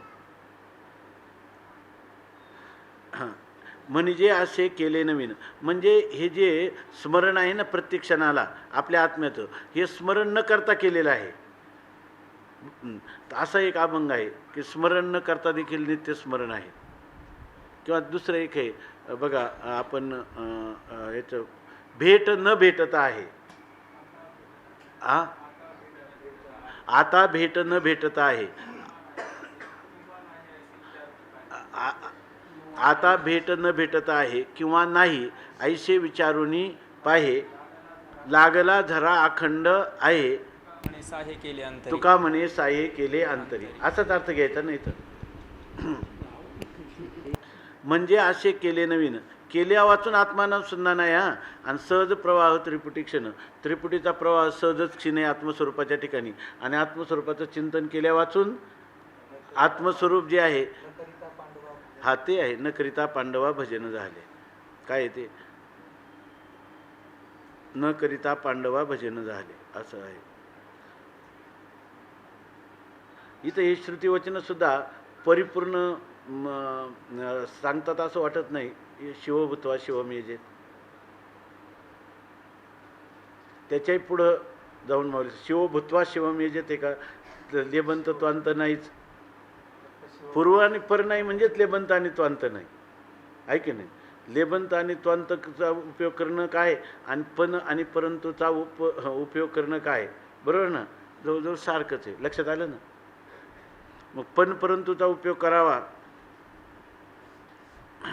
की पूर्वापर भावाचा उपयोग करावा? दोघांचाही करू नये. त्रिपुटीला क्षीण करावं का त्रिपुटी क्षीण न करता क्षीण आहे? का आत्म्याचं अनुसंधान करावं का आत्मानुसंधान न करता नित्यात्मानुसंधान आहे? आहे की नाही? हे साधावया साधन जन्मलेची नाही. हे आपल्याला साध्य करायचं आत्मस्वरूपाचं किंवा त्रिपुटीला क्षीण करायचं असं कोणतं साधनच अजून जन्माला आलेलं नाही. परमात्मा हा साधन साध्य कधीच होणार नाही. सिद्ध वस्तूला साध्य करून जर तुम्ही किती साधनाचा खटाटोप केला तर सिद्ध वस्तूला प्राप्त करणं म्हणजे काय आहे? म्हणजे काय आहे? आपल्या सावलीचं माप घेण्याला प्रवृत्त होणे. जितकं तुम्ही सावलीचं माप घ्यायला जाल तेवढी सावली काय जाईल? पुढं जाईल. तसं सिद्ध वस्तूला साध्य करून साधनाच्या द्वारा जर तिला प्राप्त करून घ्यायला जाल तर सिद्ध वस्तू काय होईल? विस्कटून जाईल. हां, म्हणजे असे केले नवीन सहज प्रवाह त्रिपुटी क्षीण हे साधावया साधन जन्मलेचे नाही. त्रिपुटी क्षीण करण्याचं साधन नाही महाराज का आत्मस्वरूपाचं अनुसंधान करण्याचं साधन नाही का? दोघांनाही आत्मा नित्य सिद्ध आहे, त्यामुळे त्याचं अनुसंधान करण्याची गरजच नाही. आणि त्रिपुटी आपोआपच क्षीण होते, तिला क्षीण करण्याची काय गरज आहे? ती आत्मरूपानेच अवशिष्ट असते, तिच्यासाठी प्रयत्न करण्याची गरज नाही. येथे एक शबलांश सांडावा, शुद्धांश साधून घ्यावा, तरी स्वरूप या भेदभावा आलेच नाही. अहो तुम्हाला माहीत नाही इथं काय करावं लागतं? लक्षार्थ करावं लागतं, वाच्यार्थ करावं लागतं, लक्षणा करायची, त्या लक्षणाचे प्रकार आहेत. आणि त्याच्यामध्ये मुख्य इथं कोणती लक्षणा करावी लागते? जद ज लक्षणा, भागत्याग लक्षणा. असे केल्याशिवाय तुम्हाला तत् आणि त्वम पदातलं नित्यसिद्ध ऐक्य कळणार तरी कसं? बरोबर आहे ना? असं तुम्ही म्हणत असाल तर ज्ञानोबाराय सांगतात येथे एक शबलांश सांडावा. याच्यामध्ये जो शबलांश कोणता आहे तर त्या ठिकाणी माया उपाधी किंवा अविद्या उपाधीमुळे आलेला जो शबलांश, बरोबर ना, त्याचा त्याग करावा आणि शुद्धांश साधून घ्यावा. कुटस्थ आणि बरोबर ना ब्रह्मचैतन्य यांचं नित्यसिद्ध ऐक्य कसं आहे हे जाणून घेण्यासाठी दोन्ही उपाधीचा जो शबलांश उपाधीचा अंश ज्याच्यामुळं त्या शुद्ध ब्रह्माला शबलत्व प्राप्त झालेलं आहे, तो वाच्यार्थ झालेला आहे, त्या वाच्यार्थाचा परित्याग करावा. माऊली म्हणतात तरी स्वरूप या भेदभाव आलेच नाही.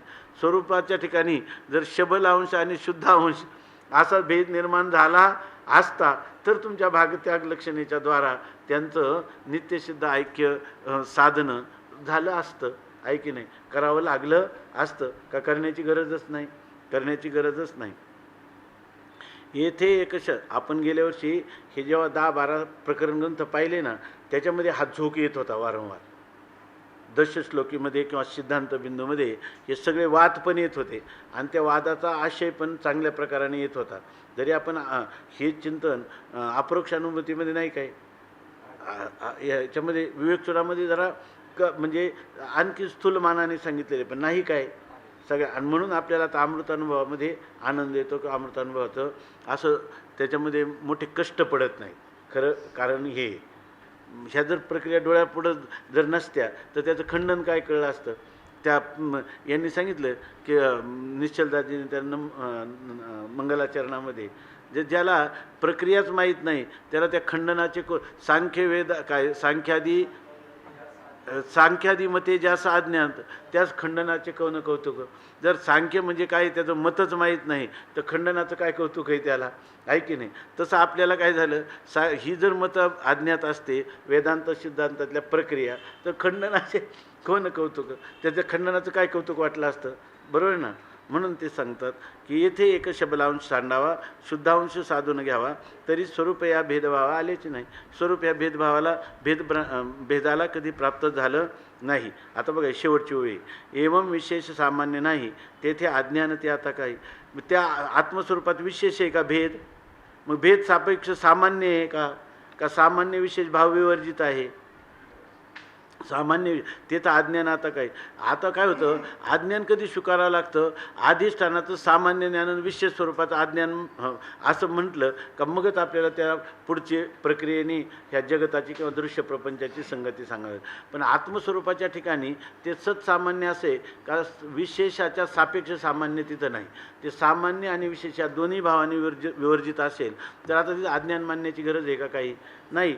पुढे याच विषयी बोलत असेल, पुढे याच संबंधाने आणखीन बोलणार आहोत. पुंडलिक वरदा हरी विठ्ठल श्री ज्ञानदेव तुकाराम ज्ञानेश्वर महाराज की जय.